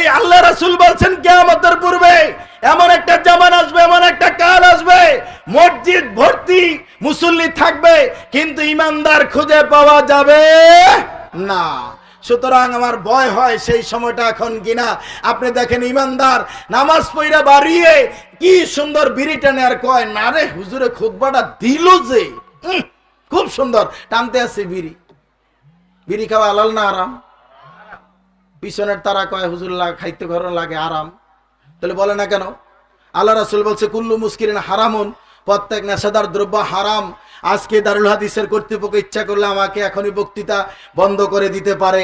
ক্ষমতা, এটার নাম ক্ষমতা। আজকে আমাদের সবুজবাগ থানার দারোগা আছে, উনি যদি বলে যে এখানেই আজকের প্রোগ্রাম শেষ, আমাদের করার কিছু নাই, ওনার ক্ষমতা বন্ধ করে দিতে পারে। কিন্তু রাসূলের হাদিস লুকিয়ে রাখার ক্ষমতা আপনার আমার কিয়ামত পর্যন্ত কারোর নাই। আল্লাহ রাসূল বলছে কুল্লু মুস্কিরিন হারামুন, প্রত্যেক নেশাদার দ্রব্য হারাম। আরে যেই দেশের মাটিতে এই তামাকের পক্ষে, বিড়ির পক্ষে, জর্দার পক্ষে হুজুর পাওয়া যায়, এই দেশে আল্লাহর রহমত হয় কি করে বলেন? জর্দাখোর হুজুর মসজিদের ইমামতি করে না? ওই 24 ঘন্টার ভিতরে ওরে মসজিদ থেকে বাইরেতে পাঠাইতে হবে। ওর ইমামতি করা থাক দূরের কথা, মসজিদের ঝাড়ুদার হওয়ার যোগ্যতা নাই। আল্লাহ রাসূল বলছে 40 দিন ইবাদত কবুল হয় না, ওই লোকের পিছে আপনি সালাত আদায় করবেন? আশ্চর্য ব্যাপার। নেশাখোর মানুষের পিছে সালাত আদায় করবেন মানে তার চরিত্র, তার সবকিছু যত ভালো হোক, যেহেতু লোকটা নেশা করে, আপনি জানতে পারছেন ও পৃথিবীর ভাইজানের জন্য আমার কষ্ট লাগে। আজকে ফরজ নামাজের পর মুনাজাত হবে কি হবে না, তারাবি নামাজ 8 রাকাত না 20 রাকাত, ওই মাথার টুপি চুক্কানা লম্বা ইনিয়া ফতুয়াবাজি করো, বাহাস মুনাজারা হবে। যেই ব্যক্তির ছেলে সুদী ব্যাংকে চাকরি করে তার সাথে আত্মীয়তা করা যাবে কি যাবে না, এইটা হলো বিষয়। কারণ আজকে সুদে সয়লাভ হয়ে গেছে, কথা ঠিক কিনা? আজকে সুদখোর মহাজনকে নোবেল পুরস্কার দিয়ে আন্তর্জাতিক বাজারে নামিয়ে দিয়েছে। ও পৃথিবীর মুসলিম সাথী বন্ধুরা, মাদ্রাসার শিক্ষক, স্কুলের শিক্ষক, ইউনিভার্সিটির শিক্ষক, গাড়ি কেনার আগে সরকারের ব্যাংক থেকে লোন নিতে হয়, সেখানে লেখা আছে এত% সুদ। আপনার বাড়ি করেছে, ফ্ল্যাট কিনছে, বিল্ডিং করেছে, সেখানে লেখা আছে এত% সুদ। হজে যাচ্ছে, উমরা করতে যাচ্ছে, ব্যবসা করছে, সেখানে লেখা আছে এত% সুদ। ওই সুদখোর মহাজন 50 বার হজ করলো একবারও কবুল হবে না, লা শাক্কা ফিয়াতে কোনো সন্দেহ নাই। আজকে সুদের টাকায় সব সয়লাভ হয়ে যাচ্ছে, এই নিয়ে কারোর মাথা ব্যথা নাই। বরং বাহাস মুনাজারা হবে, আপনার ছেলে সুদী ব্যাংকে চাকরি করে না, আমি মেয়ে বিয়ে দিব না। আপনার মহিলা বলবে ইমানদার স্বামী, তুমি যদি পাক্কা নামাজি হও তাহলে আমি তোমার সংসার করব, তুমি এক ওয়াক্ত নামাজ পড়ো না, তোমার সাথে আমার সংসার চলবে না। ও পৃথিবীবাসী, ইমানদার নারী সম্পর্কে একটু বলি।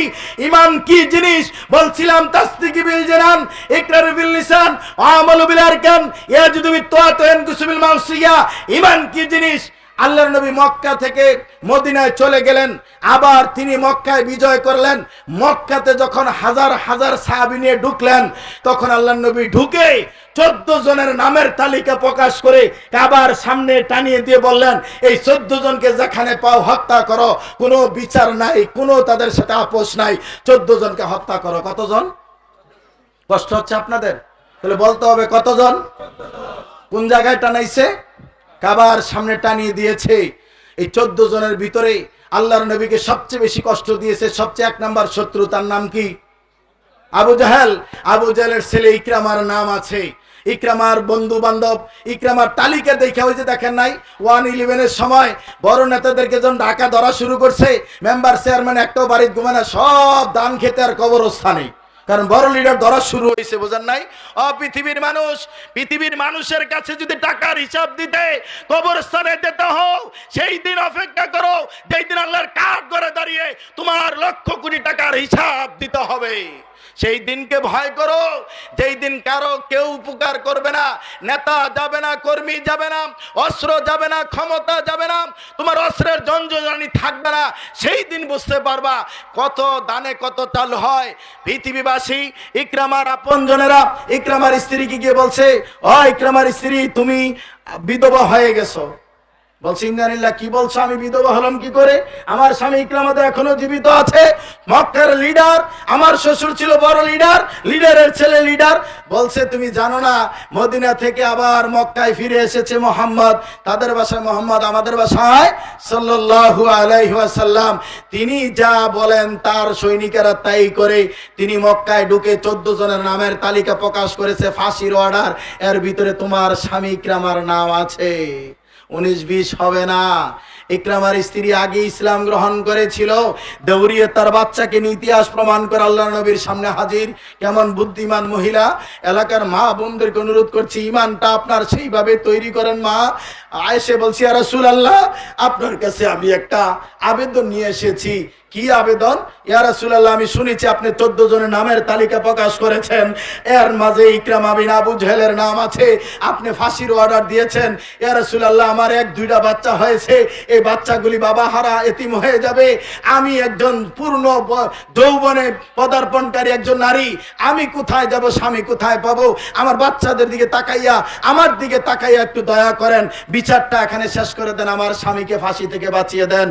পৃথিবীবাসী বলে যেও না, আল্লাহ বলছে মা ইয়ান্তিকু আনিল হাওয়া ইন হুয়া ইল্লা ওয়াহয়ু ইউহা। নবী নিজে থেকে কোনো কথা বলেন না যতক্ষণ আল্লাহ অর্ডার দেন। আল্লাহর নবী বলছে, ইকরামার স্ত্রী শোনো, এটা সম্ভব নয়, এটা আমার ফয়সালা নয়, এটা আল্লাহ রাব্বুল আলামিনের ফয়সালা। ইকরামাকে বাঁচানোর কোনো সুযোগ নাই, সুযোগ নাই। এবার ইকরামার স্ত্রী কত বুদ্ধিমান মহিলা! পৃথিবীবাসী ভিতরে রক্তক্ষরণ হবে, ভিতরে নাড়া পড়বে, মুসলিম ইমানদার নারী ডাক দিয়ে বলছি, ইয়া রাসূলুল্লাহ, আপনি যেই ফয়সালা দিয়েছেন এর উপরে কথা বলার আমার শক্তি নাই, আর সাহস নাই, আমি আর কথা বলবো না। আপনি যা ফয়সালা দিয়েছেন আমি মেনে নিলাম, তবে আপনার কাছে আমি দ্বিতীয়বার একটা আবেদন করব, একটা দরখাস্ত করব, যদি আপনি আমার দরখাস্তটা বিবেচনা করেন। ও ইকরামার স্ত্রী, তুমি কি বলতে চাও? বলছি, ইয়া রাসূলুল্লাহ, আপনি আমাকে একটু সময় দেন, ইকরামা বিন আবু জাহেলের বিচারটা মুলতবি করেন, স্থগিত করেন, আমাকে কয়টা দিন সময় দেন, আমি তাকে খুঁজে আপনার সামনে নিয়ে আসবো। আল্লাহু আকবার। ইকরামার স্ত্রী কি বুঝেছে? আল্লাহর নবী আগে বলেছে যে ব্যক্তি পড়বে লা ইলাহা ইল্লাল্লাহ দাখালাল জান্নাহ, তিনি বলছেন স্বামীরে যদি বুঝাই টুজাই একবার কালিমা পড়াইতে পারি, তাহলে আল্লাহর নবী আর তাকে হত্যা করবেন। আল্লাহু আকবার। দেখেন চিন্তাধারা কোন দিকে নিছে মহিলা, মহিলা কোন দিকে চিন্তাধারা নিছে। আল্লাহর নবী দেখলেন কথাটা যুক্তিসঙ্গত। আল্লাহ নবী বলছে ইকরামার স্ত্রীকে, ঠিক আছে, তোমার এই দ্বিতীয় কথাটা গ্রহণ করা হলো, কিছুদিনের জন্য মুলতুবি করা হলো, কিন্তু তার ফাঁসির অর্ডার মুলতুবি নয়, তাকে একটু সময় দেওয়া হলো। ইকরামার স্ত্রী দিন যায় রাত্রি যায় খোঁজা শুরু করছে, ইকরামা কোথায় আছে, কোথায় আছে। এটা বর্তমান যুগের নেতা নেত্রী নয়, নেতার ঘরের খাটের তলে স্ত্রীর ফোন দিয়ে বলবে যে আমি জাগা মতো আছি, টেনশন করো না। এটা পৃথিবীর কোন নেতা নয়।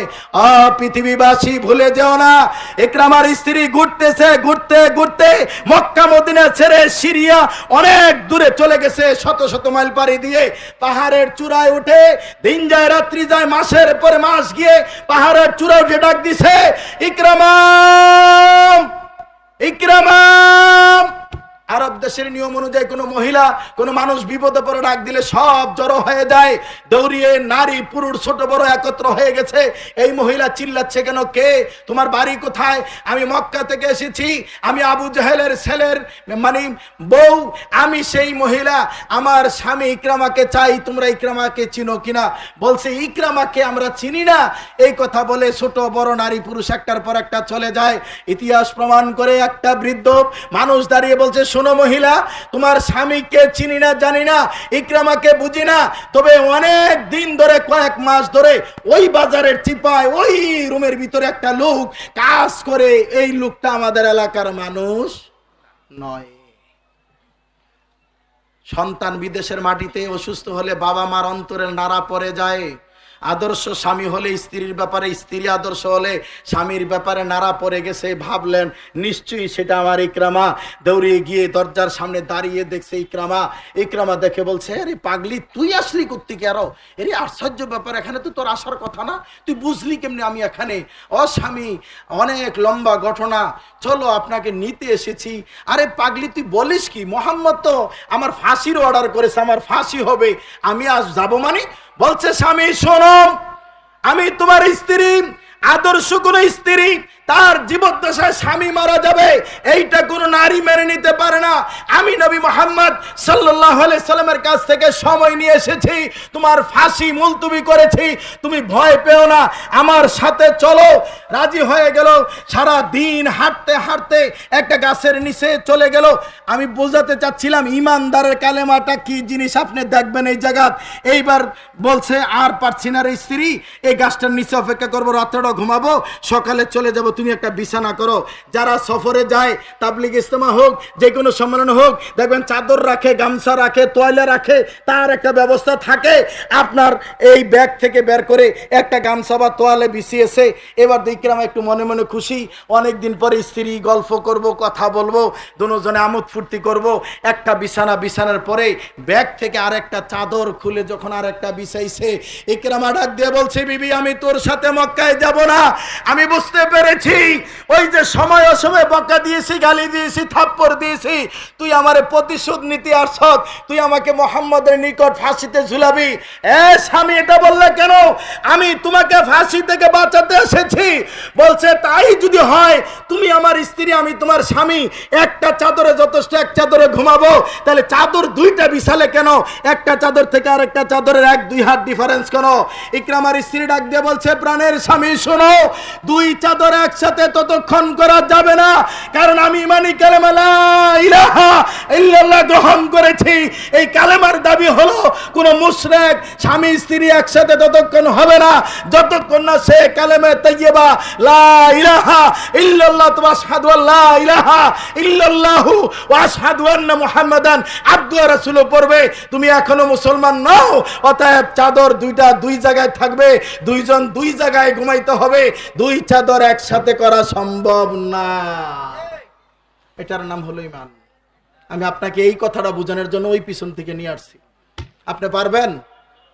উপস্থিত বৈঠকের বোন, আপনার স্বামী সুদ খায়, আপনার স্বামী সালাত আদায় করে না, আপনার স্বামী পরকিয়া করে, আপনি যদি ইমানদার হন তাকে বলেন, যদি তুমি নামাজ না পড়ো আমি 1 মাস 2 মাস অপেক্ষা করব, তারপরে আমি শরীয়ত সম্মতভাবে কাজী ডেকে, আলেম ওলামা ডেকে, মসজিদের ইমাম ডেকে, নেতা কর্মী ডেকে, মেম্বার চেয়ারম্যান ডেকে আমি তোমার কাছ থেকে খোলা নিয়ে, যেটাকে আমরা তালাক বলি, আমি চলে যাব বাপের বাড়িতে। তাহলে বোঝা যাবে ঈমান আছে। যুবক যদি কালকে সকালবেলা দাঁড়িয়ে বাবাকে বলতে পারো, বাবা তুমি 12,000 টাকা বেতনে চাকরি করো, 20,000 টাকা ভাড়া দিয়ে কেন থাকো, অতিরিক্ত টাকা কোত্থেকে আসে বুঝেছি, তুমি ঘুষ খাও, যতই তুমি উমরা করার হজ করো চলবে না, না খেয়ে থাকবো, তোমার এই ঘুষের কারবার বন্ধ করো, তাহলে বোঝা যাবে ঈমান আছে। প্রতিবেশী মুসলিম সেই মেজাজ গড়ে তোলেন সাহাবীরা নয়, বরং আল্লাহর নবী সহ খানার অভাবে ক্ষুধার তাড়নায় পেটে পাদর বেঁধেছে। এই কথা কি আমরা জানি না? বুখারীর 4101 নম্বর হাদিস, 2 নম্বর হাদিসটা দেখেন না, খন্দকের যুদ্ধে পাথর বাঁধে নাই, জাবেরের মতন ব্যক্তি অস্থির হয়ে গেছে পাথর দেখে। আজকে আমাদের অবস্থা কি?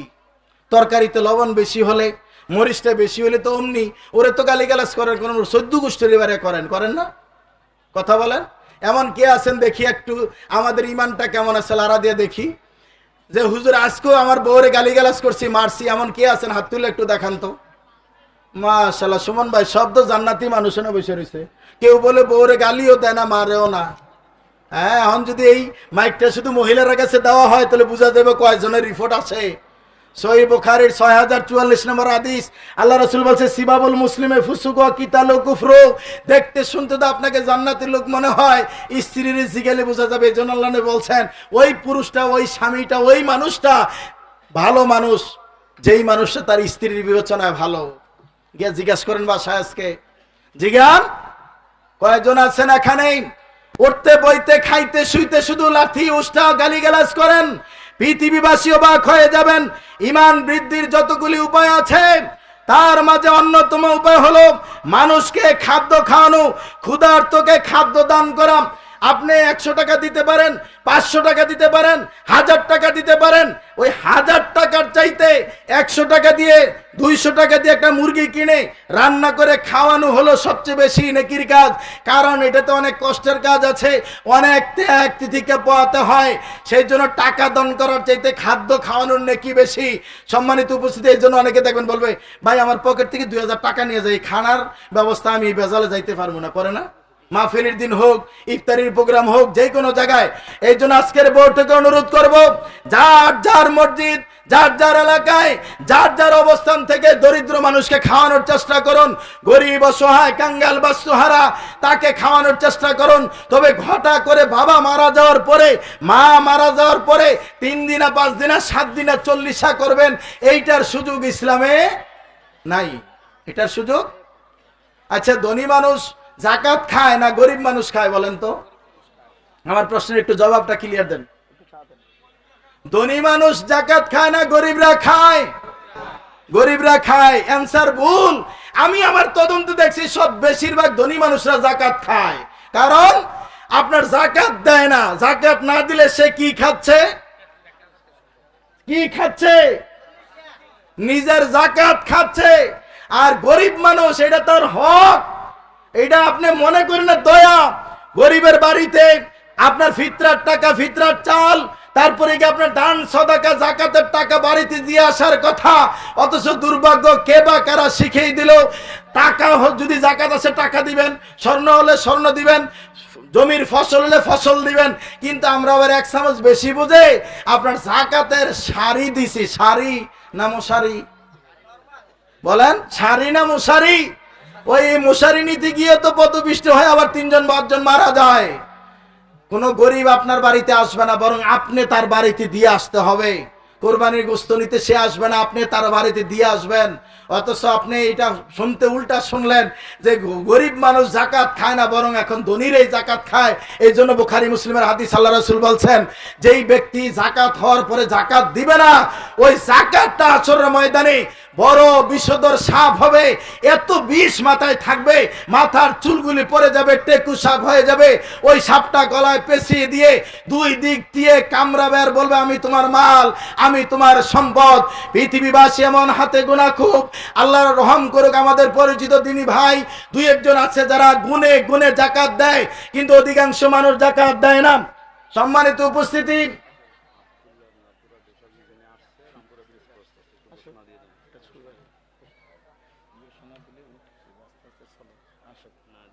সম্মানিত উপস্থিতি, যারা দাঁড়িয়ে আছেন তাদেরকে একটু বসার সুযোগ করে দেন। আমাদের আলহামদুলিল্লাহ প্রধান মেহমান আমাদের কাছাকাছি চলে এসেছে। তারপরে ইনশাল্লাহ আপনারা প্রাণ ভরে আলোচনা শুনতে পারবেন। আব্দুল্লাহ ভাই সহকারে বোনাস পেয়ে গেছেন শুনলাম, উনিও আসতেছেন। আলহামদুলিল্লাহ। আলহামদুলিল্লাহ বলতো মনে হয় পয়সা দিতে। এখন আলহামদুলিল্লাহ বলে লাভ হইব কি? সারা বাড়িতে আলহামদুলিল্লাহ বলে লাভ হইব? আল্লাহ রাসূল রাস্তা দিয়ে যাচ্ছেন, একজন মহিলা কবরের পাশে বসে কান্না করতেছে অঝর নয়নে। তার হয়তো আপনজন মারা গেছে। আল্লাহ রাসূল বলছে, মহিলা ধৈর্য ধারণ করো, আল্লাহর প্রতি ভরসা করো, তাকদীরের প্রতি বিশ্বাস করো, সবর করো। মহিলা বলছে, আপনার মরলে বুঝতেন। বুঝেন না আমার কথা মনে হয়? আপনার মরলে বুঝতেন। আল্লাহ নবী আর কিছু বললেন না, চলে যাচ্ছে। পিছে থেকে আরেকজন সাহাবী মহিলাকে বলছে, হ্যাঁ মহিলা, তুমি কি জানো কাকে বলছো কি? বলে না। বলো তো এই মানুষটা কে? বলছে চিনি না। বলছে উনি তো নবী মুহাম্মদ সাল্লাল্লাহু আলাইহি ওয়াসাল্লাম। এবার মহিলা দৌড়ে গিয়ে আল্লাহ রাসূলের সামনে বলছে, ইয়া রাসূলুল্লাহ, আমারে ক্ষমা করে দেন, আমি সবর করব। আল্লাহ নবী বলছে, ধৈর্য প্রথমে ধরতে হয়। ধৈর্যের টাইম গেছে গা। তবে আলহামদুলিল্লাহ যে বলবেন, এটার একটা টাইম আছে না? আমদাজি গিয়ে ত্রিমণি গুদারে গাড়ি আলহামদুলিল্লাহ বললে চলবে? সময় মতন আপনাকে বলতে হবে। একটু যারা দাঁড়িয়ে আছেন ভাই, একটু বসেন, একটু চেপে বসেন, ভাইদেরকে জায়গা দেন। যেহেতু আলহামদুলিল্লাহ আমারও একটু কষ্ট কম হবে। আমাদের যেহেতু প্রধান মেহমানের সাথে বোনাস একজন আমরা পেয়ে যাব, আমরা আলোচনা শুনতে পারবো। শোনেন, অনেক মহিলা আবার একটু দেরও আছে, যেমন ইকরামা বিন আবু জাহলের ওই যে কথা বললাম, ইকরামার স্ত্রী কেমন ইমানদার, স্বামীকে বলছে চাদর একসাথে হবে না, দূরে থাকো, তুমি ইসলাম গ্রহণ করতে হবে, আগে নবীর কাছে যাবা, কালেমা গ্রহণ করবা, তারপরে তুমি এক বিছানায় ঘুমাইবা, এর আগে না। পৃথিবীবাসী শোনো, এক মহিলার স্বামী মারা যাওয়ার পরে আপনার ওই কবরে বৈশা বৈশা বাতাস করতেছে। কি করতেছে? কথা আমার কি বোঝেন? কি করতেছে? তো আরেক মহিলা যাইবার সময় কয়, আরে মহিলাটা কত দিনদার মহিলা, যে স্বামীকেও জীবদ্দশা বাতাস করতো, পাখা করতো, এখন কবরের উপরও বাতাস করতে আসছে। তো ওই মহিলা কয়, না গো, তুমি যা মনে করছো তা না। তো কি হয়েছে? আমার স্বামী মরে যাওয়ার আগে বইলা গেছে, কবরের মাটি শুকানোর আগ পর্যন্ত যেন আমি দ্বিতীয় বিয়া না বসি, এই জন্য বাতাস করে শুকাইতে আসছে। এটা কি শরীয়তের কথা? শরীয়ত বলছে স্বামী মারা গেলে কয়দিন? কয়দিন? এখন বলি না আইপিএল এর খেলোয়াড় 60 ছক্কা কত মারছে সব বলতে পারবে, কিন্তু মুসলিম এই কথা জানে না। পৃথিবীর মুসলিম সৈনিক, we are soldiers of Allah, our arms লা ইলাহা ইল্লাল্লাহ। পৃথিবীবাসী বলে যাও না, মুসলমানদের অস্ত্র হলো লা ইলাহা ইল্লাল্লাহ। যুদ্ধের ময়দানে লা ইলাহা ইল্লাল্লাহ চিৎকার দিলে কাফের হাতের তলোয়ার রেখে বাপ বাপ বলে লুঙ্গি থুয়ে দৌড়াইছে, কথা ঠিক কিনা? কিন্তু আজকে আমরা হয়ে গেছি ব্যতিক্রম মুসলিম। কেন ব্যতিক্রম হব না? যেই মুসলমানের আদর্শ দেখে, যেই মুসলমানের চালচলন দেখে ভারতবর্ষের শত শত নয় হাজার হাজার হিন্দু বৌদ্ধ মুসলিম হয়েছে। মুসলমানের আদর্শ দেখে যে ইউরোপের মানুষ গোসল করা জানতো না, বালিশ কোথায় দিয়ে ঘুমাইতে হয় জানতো না, ওরা সারাদিন কাজ করে পায়ের নিচে বালিশ দিয়ে ঘুমাইতো ইউরোপের মানুষ। আজকে মুসলিম তুমি জানো না, ভেড়ার বাচ্চা আকার ধারণ করে বাঘের বাচ্চা হয়ে ভেড়ার গুতা খাও। পৃথিবীর মুসলমান, এই ভারতবর্ষ প্রায় 800 বছর শাসন করলা, তোমাদের পুঁজি ছিল লা ইলাহা ইল্লাল্লাহ। তোমাদের সহ্য বীর্য, তোমাদের ইতিহাস ঐতিহ্য তোমরা ভুলে যাওয়ার কারণে আজকে বাঘের বাচ্চা ভেড়ার পালে ছাগলের গুতা খায়, কথা ঠিক কিনা? আজকে মুসলমানেরা নিজের ঐতিহ্য ভুলে গেছে। কারণ আল্লাহর নবী বলছে লা ইয়ারহামুল্লাহ মান লাম ইয়ারহামুন নাস, যে মানুষের প্রতি দয়া করে না আল্লাহ তার প্রতি দয়া করে না। সুনান আবু দাউদের হাদিস, আল্লাহ রাসূল বলছে ইরহামু মান ফিল আরজি ইয়ারহামুকুম মান ফিস সামাই। তুমি জমিনবাসীর প্রতি দয়া করো, আকাশবাসী তোমার আল্লাহ রাব্বুল আলামিন তোমার প্রতি দয়া করবেন। বাবা তার সন্তানের প্রতি দয়া করবে, মা তার সন্তানের প্রতি দয়া করবে, মুসলিম প্রতিবেশীর প্রতি দয়া করবে, একজন আরেকজনের প্রতি দয়া করবে। ঈমান বৃদ্ধির যতগুলি উপায় আছে, তাহাজ্জুদ সালাত আদায় করার চেষ্টা করুন। 2, 4, 6, 8 টাকা যতটুকু সম্ভব আপনি আদায় করুন, ঈমান বৃদ্ধি পাবে। তারপর আপনি অর্থ সহ কোরআন পড়ুন, ঈমান বৃদ্ধি পাবে। রমজান মাসে সুবর্ণ সুযোগ। অন্যান্য মসজিদের অবস্থা কি জানি না, আলহামদুলিল্লাহ মাদার ট্রাক মসজিদে ধারাবাহিকভাবে সপ্তাহে 5 দিন আপনার কোরআন শিক্ষার আসর হয় বাদেশা। সপ্তাহে 1 দিন প্রতি বৃহস্পতিবারে আপনার তালিমি বৈঠক হয়, খুতবা চলছে। আলহামদুলিল্লাহ এইভাবে আমাদের প্রোগ্রামগুলি করা। সকল মসজিদ কমিটির কাছে অনুরোধ রেখে যাব, আপনার মসজিদও সেইভাবে ব্যবস্থা করেন। রাজি আছে কিনা বলেন? কারা কারা রাজি না দুটো হাত তুলে দেখান তো। মাশাআল্লাহ 2 জন হাত তুলছে দেখা যায়। শোনেন, বুঝা হাত তুলেন। আমি কিন্তু যে শিক্ষক মানুষ না, আমরা একটু মাঝে মধ্যে উল্টা বলা লাগে, তাই না? বুঝলো কি বুঝলেন? সম্মানিত উপস্থিতি, অর্থ সহ কোরআন পড়বেন। ঈমান বৃদ্ধি করার সবচেয়ে বড় উপায়ের মধ্যে অন্যতম উপায় হলো দোয়া করতে হবে। দোয়া করবেন কার কাছে? দোয়া করবেন কার কাছে? আল্লাহর কাছে। আল্লাহর নবীর সহিহুল জামে 1590 নম্বর হাদিসটা পাবেন। আল্লাহ রাসূল বলছে, ইমাম মানুষ গায়ে কাপড় জামা দিলে জামাটা গায়ে দিতে দিতে যেইভাবে পুরানো হয়ে যায়, জীর্ণ শীর্ণ হয়ে যায়, নষ্ট হয়ে যায়, পুরান হয়ে যায়। মানুষ ঈমান গ্রহণ করার পরে তার পাপের কারণে, গুনার কারণে, আমল কম করার কারণে এটা জীর্ণ শীর্ণ হয়ে যায়, নষ্ট হয়ে যায়। আল্লাহ রাসূল বলছে, সেই জন্য তোমার ঈমানটা নবায়ন করতে হবে, আল্লাহর কাছে দোয়া করতে হবে, প্রার্থনা করতে হবে। যিনি তোমার ঈমানটাকে নবায়ন করে দেয়, আল্লাহর কাছে চাইতে হবে, আল্লাহ তুমি আমার ঈমানটা নবায়ন করে দাও, আমার ঈমানটা বৃদ্ধি করে দাও। সম্মানিত উপস্থিতি, ঈমান বৃদ্ধি করার যতগুলি উপায় আছে তার মাঝে অন্যতম উপায় হলো নফল সিয়াম পালন করা। সোমবার বা বৃহস্পতিবার সাধ্যমতো নফল সিয়াম পালন করুন। মাঝে মধ্যে সুযোগ পেলে নফল সিয়াম পালন করুন। আল্লাহ রাসূল বলছে, কেউ যদি একটা নফল সিয়াম পালন করে, এক হাদিসে 70 বছর, আরেক হাদিসে বলছে 100 বছর জাহান্নামের আগুনটা পিছনে পাঠিয়ে দেওয়া হয়। তাই তো বলছি আহলে হাদিসের বক্তা, আমরা তো এই জন্যই শবে বরাতের রাত্রিবেলায় ইবাদত করি, দিনের বেলায় সিয়াম পালন করি। কেন তোমরা বাধা দাও গো? তাই না? শবে বরাতের নামে সিয়াম রাখার আকাশের নিচে জমিনের উপরে কোনো হাদিস নেই। শবে মেরাজের উপরে কোনো সালাত আদায় করার সুযোগ নেই। বুড়া মানুষটাকে বলছে তুমি গোসল করে যত পানি দাবরাইবা, যত পানির ফোঁটা পড়বো এতই শরীর থেকে গুনাহ মুছবো। এটা কি হিন্দুদের গঙ্গা নাকি হিন্দুদের ওই যে নাঙ্গল বন্দরের নাঙ্গল বন্দে স্নান করলে, গঙ্গা নদীতে গোসল করলে?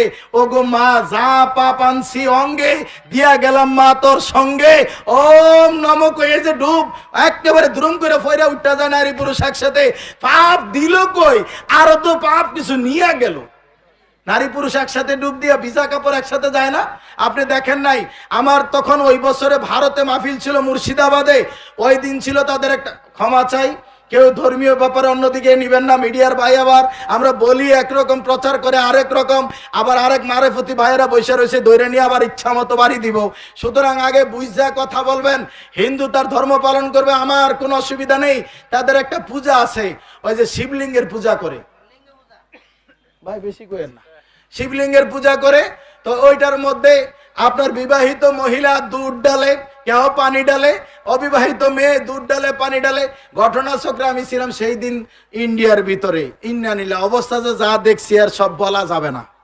আপনি যদি তা দেখতে চান, বাংলাদেশের একটা রাজশাহী বিশ্ববিদ্যালয় আছে, বরেন্দ্র মিউজিয়ামে যান, আপনি কুমিল্লার জাদুঘরে যান, তারপরে আর যদি কাছাকাছি যান, আস্তাগফিরুল্লাহ আস্তাগফিরুল্লাহ, ওই যে গাজীপুরের নুহাস পল্লীর ভিতরে যান। আল্লাহর গজব কখন যে নামে ডরে দৌড়াইতে হবে। শুধু চিপায় চাপায় খালি ল্যাংটা ল্যাংটা মূর্তি থুইয়া দিছে। সব মিলিয়ে আপনার এই শিবলিঙ্গের পূজা করে। তাদের আকীদা বিশ্বাস হলো শিবলিঙ্গের পূজা করলে অবিবাহিত মেয়ের বিয়ে হবে, যার বাচ্চা নেই বাচ্চা হবে, বিবাহিত স্বামী স্ত্রীর সম্পর্ক অটুট থাকবে। এই জন্য এটার মাথায়, শিবলিঙ্গের মাথায়, কুমিল্লা বুড়িচং থানার জগৎপুরের জঙ্গলের ভিতরে একটা আছে, আপনি দেখবেন একটা হলো সিমেন্টের স্ত্রীলিঙ্গ আর একটা হলো পুরীলিঙ্গ, দুইটার একসাথে জয়েন করানোর সিস্টেম। ইশারায় বুঝে নিবেন, যেহেতু যুবক ছেলে আছে বেশি বলতে পারি না। এইটার পূজা করে তারা। আপনার সেটা মুসলমান একদল নামদারি দেয়, তারা যদি শিবলিঙ্গের পূজা করে, আমরা তো হলে নিও বাবা খাজা বাবারটা করলে অসুবিধা কি? তারাও চাঁদপুরের ওই ল্যাংটার দরবারে চলে গেল। কোথায়? চাঁদপুরের ওই বেলতুলি ল্যাংটার দরবারে। সব ল্যাংটার খেলা। কয় বাবা ল্যাংটা হলে কি হবে, বাবার কাছে মামলত আছে। তা আমরা বলি বাবার কাছে যা আছে তা তো সবার দেখাইয়া রাখছে, আর কি আছে? আর কি আছে? পৃথিবীর মানুষ ইমাম আবু হানিফা রাহমাতুল্লাহ আলাইহি বলেন, ইমাম শাফি বলেন, ইমাম আহমদ বিন হাম্বল বলেন, ইমাম বুখারী বলেন, ইমাম মুসলিম বলেন, ইমাম তিরমিজি বলেন, নাকি খাজা মঈনুদ্দিন চিশতি, আনোয়ার শাহ কাশ্মীরি, কার কথা বলবেন যে তারা ল্যাংটা ছিল?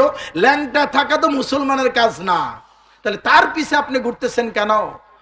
পৃথিবীর মানুষ, যেই দেশের মানুষ শেখ সাদির কবিতারে দুরুদ বানাইয়া আপনার মাহফিল শুরু করে, এই জাতির আর কল্যাণ হয় কি করে বলেন তো? হ্যাঁ, বালাগালুলা বেকামালি পড়ে না? এটা তো একটা কবির কবিতা। যেই জাতি আবার ওই হুজুরে আপনি আবার, আল্লাহ মাফ করে, এখানে আমাদের মনে ফারুক ভাই আছে। ফারুক ভাই এমন ডিস্ট্রিক্ট এলাকার লোক, এদের এদিকে ঠান্ডা সুন্নি গরম সুন্নি আছে, আছে না ফারুক ভাই? জিগান স্টেজে বসা আছে। আমরা তো জানি শুধু খালি সুন্নি, এদের এলাকায় কিছু আছে গরম সুন্নি, কিছু আছে ঠান্ডা সুন্নি। আর আমি নাম দিয়েছি গরমে আর গিয়া ঠান্ডায় মিললে হয়েছে সিন্নি। কি হয়েছে?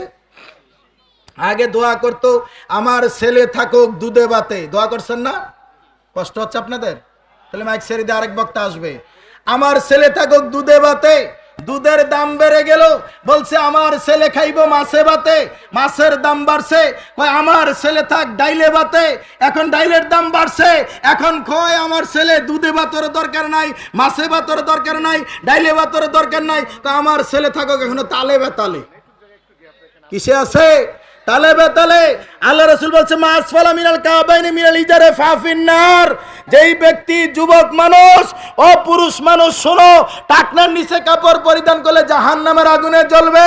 ওয়াজ শুনছো 3 দিন ধরে, কিন্তু টাকনার নিচে কাপড় আছে, এখন দাঁড় করালে দেখাইতে পারবো? দাঁড় করাবো? এখন দাঁড় করালে দেখা যাবে প্যান্ট পাজামা লুঙ্গি টাকনার নিচে। আল্লাহ রাসূল বলছে জাহান্নামের আগুনে জ্বলবে। কি হবে? বেঁচে থেকে অযথা বিদ্যা শিখে যদি না করতে পারি শোষণবিহীন সমাজ এটাকে। সম্মানিত উপস্থিতি, আমরা সবাই নবীকে ভালোবাসি, কথাটি কিনা? কারা কারা ভালোবাসি? দুটো হাত একটু উঁচু করে দেখান তো। লিল্লাহে তাকবীর। হাত নামান। আমরা সবাই নবীকে ভালোবাসি। ফরমালিন দেওয়া না ফরমালিন সারা? ফরমালিন দেওয়া না ফরমালিন সারা? একমত? তাহলে নবীরে ভালোবাসেন, ফরমালিন ছাড়া ভালোবাসা। তাহলে মুসলমানের বাচ্চা হয় দাড়ি কাটেন কেন? দাড়ি কাটেন কেন? আল্লাহ রাসূল বলছে ইনহাকু শারিবা ফিল লিহাম, তুমি দাড়ি লম্বা করো, মুছ ছোট করো, দাড়ি বাড়ো, মুছ তাড়াও। মুসলমানের বাহ্যিক সাইনবোর্ড হলো দাড়ি। নবীর ভালোবাসা বলে আর নবীর দাড়ির মাঝে ছুরি চালাইবা, ওইটা নবীর দাড়িতে ছুরি চালাও না, বরং নবীর গলায় তুমি ছুরি চালাও। কথা ঠিক কিনা? যদি নবীর ভালোবাসা ফরমালিন মুক্ত হয় তাহলে তোমাকে দাড়ি রাখতে হবে। তুমি নবীর আদেশ মানতে বাধ্য, আল্লাহর আদেশ মানতে বাধ্য। ছিল আল্লাহ মানুষ বানাইছে নারী অথবা পুরুষ, মানুষ বানাইছে নারী অথবা পুরুষ। মানুষ তৃতীয়টা বাইর করলো, থার্ড জেন্ডার। কি বাইর করলো? থার্ড জেন্ডার কারা বলেন? হিজলা না, বরিশালের একটা থানার নাম হিজলা, এটা হলো হিজরা। শব্দটা কি? হিজরা। হিজলা না, হিজলা হলো বরিশালের একটা থানার নাম। বলছিলাম হিজরা আসলে তৃতীয় লিঙ্গ, আমরা বলছি থার্ড জেন্ডার। পৃথিবীর মানুষ ধোঁকায় পড়ে গেল।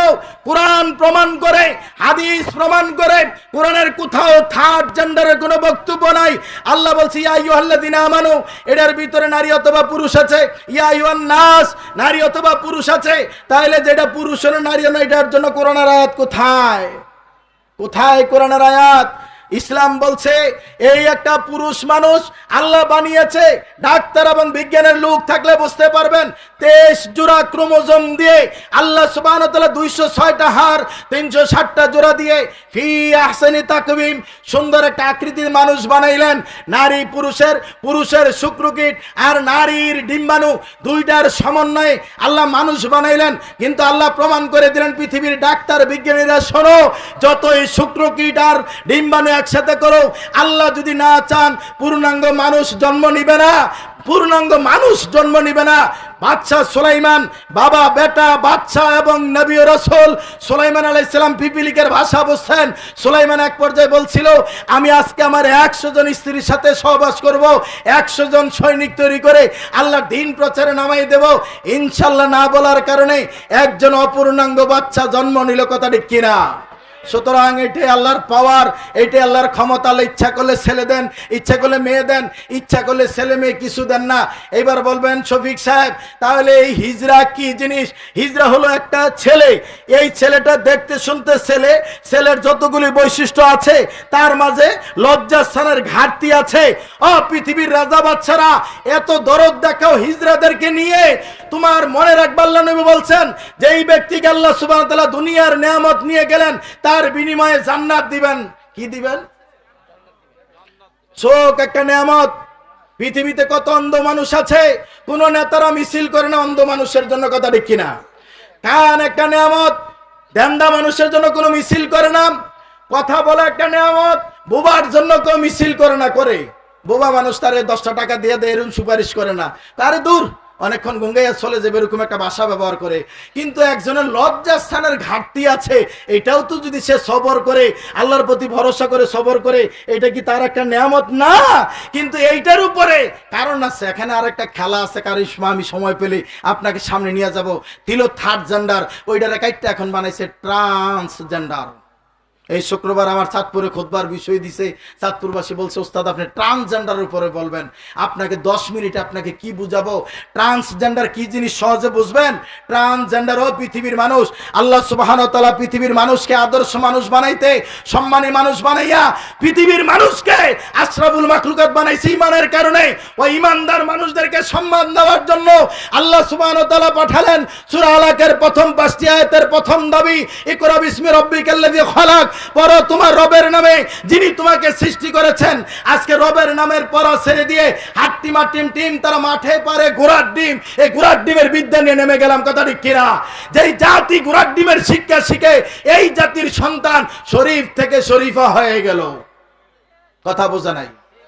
গত বছরের বইয়ে চলে আসলো মানুষ বানর থেকে সৃষ্টি, বইয়ে আসে নাই? এখনো কিন্তু সমাজ বিজ্ঞানে অনার্স পড়ানো হয়, বইগুলো খুলেন, সেখানে কার মতবাদ? এটা ডারউইনের মতবাদ। সে বলছে মানুষ বানর থেকে সৃষ্টি। আর কোরআনের ভিতরে সূরা রহমান আপনি খুলেন, আল্লাহ বলছে রহমান আল্লামাল কোরআন খলাকাল ইনসান। পৃথিবীর মানুষ ভুলে যাও না, আমি রহমানে মানুষ বানাইলাম। আর মানুষের বাচ্চা হয় বলছে মানুষ বানর থেকে সৃষ্টি। হ্যাঁ, কেউ যদি বলে আমি বানর থেকে সৃষ্টি, আমি বাধা দেব না। তবে নিজে শীতের দিনে খাতা কম্বল নিয়া বিল্ডিং এর ভিতরে, আর মারে আর খালারে শাশুড়ির কি লেগে ঢাকা চিড়িয়াখানার ভিতরে বানরগুলি ঠক ঠক ঠক ঠক করে কাঁপে। ঘটনাটা কি? কি হাসেন কেন? আপনাকে হাসতে বলি নাই, বাস্তবতা তো এটা। একদল বলছে গরু মা। আরে গরু গাবি যদি মা হয় তাহলে বাবাটা কে রে বাবা? পালা কথা। তাহলে গরু যদি মা হয় তাহলে আল্লাহর রাস্তায় একটা দাবি আছে, ছাগলগুলারে খালাম্মার উপাধিটা দিয়া দেন, সম্মানটা দিয়া দেন, ছাগলটিরে খালাম্মা বানাই দেন। পৃথিবীবাসী ভুলে যাও না, নিজের বাপ মারে তো ঠিকই আপনি আদমশুমারিতে গণনা করলেন, তো গরুটিরে গণ্যা কি আর আবার 100-200 কোটি বানাইলেন না? গরু তো মশায় কামড়াইয়া সাইজ করে মাঠের কোনাত ফালাই রাখলো। বুঝা শুনে কথা বলেন। বলছিলাম আমরা শিখলাম জাতিকে আল্লাহ বলছে রবের নামে পড়ো। ওই রবের নামের পড়া তুই এমন পড়া শিখলাম, ওই যে কি আকডুম বাগডুম কি জানি আব্দুল আলী বলেন না কেন, বলেন কি? তারপরে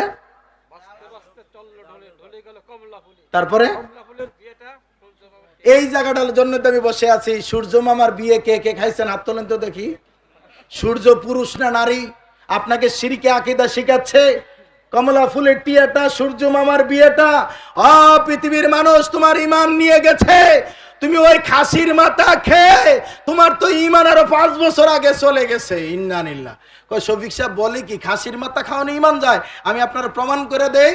মিডিয়া ডাইনে বামে রেডি আছে, লাইভ প্রোগ্রাম যাচ্ছে। তুমি খাসির মাথা খাও নাই, বরং বাজারে গিয়েছিলা। বাজারে গিয়ে দেখো বছরে হিন্দুরা 2টা পূজা করে, একটা হলো মনসা দেবীর পূজা, আরেকটা হলো কালী পূজা। যারা যখন ওই যে পূজা করলে আপনার নিয়ম অনুযায়ী ঠাকুরজি দেবতার নামে যেটা বলি দেয়, এটার কি কয়? পাঠা বলেই। পাঠা বলি দিয়া ঠাকুরকে মাথা দিয়ে দেয়। আর জনগণ পাগল হলো, নিজেরটা বোঝে, পিছনের গুল জনগণে খায়, মাথা দিয়ে দেয় ঠাকুর জিরে হুজুরকে। এবার হুজুরে 2 বাড়ি 10 বাড়ি আপনার পূজা দিয়া অনেকগুলি মাথা পাইছে। এত মাথা খাওয়া যায় না। বাজারে গিয়া ওই যে মরা মুরগি মাঝে মধ্যে হোটেল বয়ের সাথে কন্ট্যাক্ট করে বিক্রি করে দেয়, ওইভাবে দিয়ে দিছে। আপনি তো খাসির মাথা মনে করে কম দামে আইনা পাঠার মাথা খাইয়া খিলাল করতে করতে তাহাজ্জুদ পড়তে গেছেন। আপনার ঈমান আছে না গেছে? আল্লাহ ছাড়া গায়রুল্লাহর নামে জবাই করা জিনিস খাওয়া না হালাল না হারাম? হারাম। এবার আপনাকে বলি, আপনি বাজারে গেলেন, ত্রিমণি বাজার, নন্দীপাড়া বাজার, অথবা যে কোনো বাজারে কান খাড়া করে শুনেন আপনার ঈমান কোন পর্যায়ে আছে। আমি আপনাকে দেখাতে চাচ্ছি। আপনি মুরগি কিনলেন, এখন মুরগির দাম কত? আর এটা তো বাংলাদেশিটা। রাজাকার মুরগি কত? পাকিস্তানে আছেন একটা, এক ছেলেকে বাবা তুমিও যেন মুক্তিযোদ্ধা ভাতা পাও, আমারও তো সরকার ভাতা দেওয়া দরকার। কয় কেন? কয় আমি তো, তুমি কি করছো? আমি পাকিস্তানের এই দেশটা তাড়াইছি। কয় আমি তো যে একটা পাকিস্তানির জবাই করলাম। ঘটনা কি হইলো? কয় যে পাকিস্তানি মুরগা তোমরা না কইছো পাকিস্তানের বলে আমরা শত্রু, তাহলে মুরগি জবাই করছি, তাহলে আমি তো মুক্তিযোদ্ধা। উল্টা ভাবে নিয়েন না, এটা হলো ছেলের বুঝ। তো বলছিলাম কেন বাজারে গিয়ে বলছে ছেলে মুরগি কত? বলছেন 220 টাকা। এখন বলেন বল্টু জবাই করে দেই। এই ছেলেটা হিন্দু না বৌদ্ধ না খ্রিস্টান না বেনামাজি একবারও জিগাইছেন? চাকরি করতে পারে না, করে না, চাকরি করে না, জিগান নাই, তারে দিলেন জবাই করার লাগে। আচ্ছা খেয়াল করেন, এবার দেখেন তো আপনার ঈমান আছে না গেছে। এবার জবাই করতে গিয়ে কি বলবে? কথা বললেন কিছু? আপনাদের এদিকে কি অন্য কিছু বলেন নাকি? বলেন জবাই করতে কি বলবেন? বিসমিল্লাহ আল্লাহু আকবার। যেই না বিসমিল্লাহ আল্লাহু আকবার ধরছে, এই মুহূর্তে ওই যে আপনার জসিম ভাই বা অন্য কেউ এই এলাকা থেকে গিয়ে বলছে এই মুরগি কত? কই নেন 200 টাকা, আপনার জন্য 200 টাকা নেন। জবাই করছে কত দিয়া? করার কথা কি দিয়া? বিসমিল্লাহ আল্লাহু আকবার। জবাই দিছে কি দিয়া? আপনি 10টা দোকান ঘুরে তারপরে বলবেন জাতির সামনের কথা বলবেন। আপনি ওই মুরগি খেয়ে তো আপনি বলছেন হাজি সাহেব ইমানদার, আপনার ইমান তো 5 বছর আগে চলে গেছে, একেবারে বুড়িগঙ্গা পার হয়ে ওই পারে। আপনার কি খবর আছে? আপনার খবর নাই? আপনার হাঁস আপনি জবাই করবেন।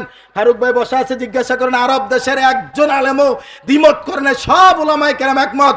বাংলাদেশের আহলে হাদিসের সকল উলামায়ে কেরাম একমত। মতিউর রহমান মাদানিরে ফোন দেন, বলবে কোন বেনামাজির জবাই করা পশুও মুসলমানের জন্য হালাল নয়। অথচ এই যে খাচ্ছি তা আমার ঈমান আছে না গেছে বলেন? আপনি বলেন পরিস্থিতি কোন জায়গায় ঠেকেছে? আপনি একবার খেয়াল করে দেখেন, পৃথিবীবাসী সাহাবী সাঈদ ইবনে আমের আল জুমাহি 1000 স্বর্ণ মুদ্রা স্বামী স্ত্রী বিতরণ করে দেয়। আপনার ছেলে ব্যবসা করে না, চাকরি করে না, আপনার ছেলে রাজনীতি করে, হঠাৎ করে বাজার থেকে বড় মাছ নিয়ে আইছে, আপনি বলছেন মাছ আনলো কে? কয় যে আব্দুল্লাহ আনছে। আপনি মজা করে খাইলেন, একবারও জিজ্ঞান নাই টাকাটা কোত্থেকে আসলো। হয় চুরির টাকা, নইলে ডাকাতির টাকা, প্রতারণার টাকা, 2 নম্বরের টাকা, না হলে জুলুম করে আনছে, নইলে ডাকাতি করে আনছে। কথা ঠিক কিনা? আপনি একবারও জিজ্ঞান নাই। ছোট ছেলে স্কুল থেকে যাওয়ার সময় কাঁচামরিচ নিয়ে গেছে, আপনি এমন অবাগা মা, বলছে কোত্থেকে আনলি? বলছে যে পাশের মানে জমিন থেকে আনছি। বলছে এত অল্প আনলি কেন? আরো করে না আনলে তো ভর্তা হইব না।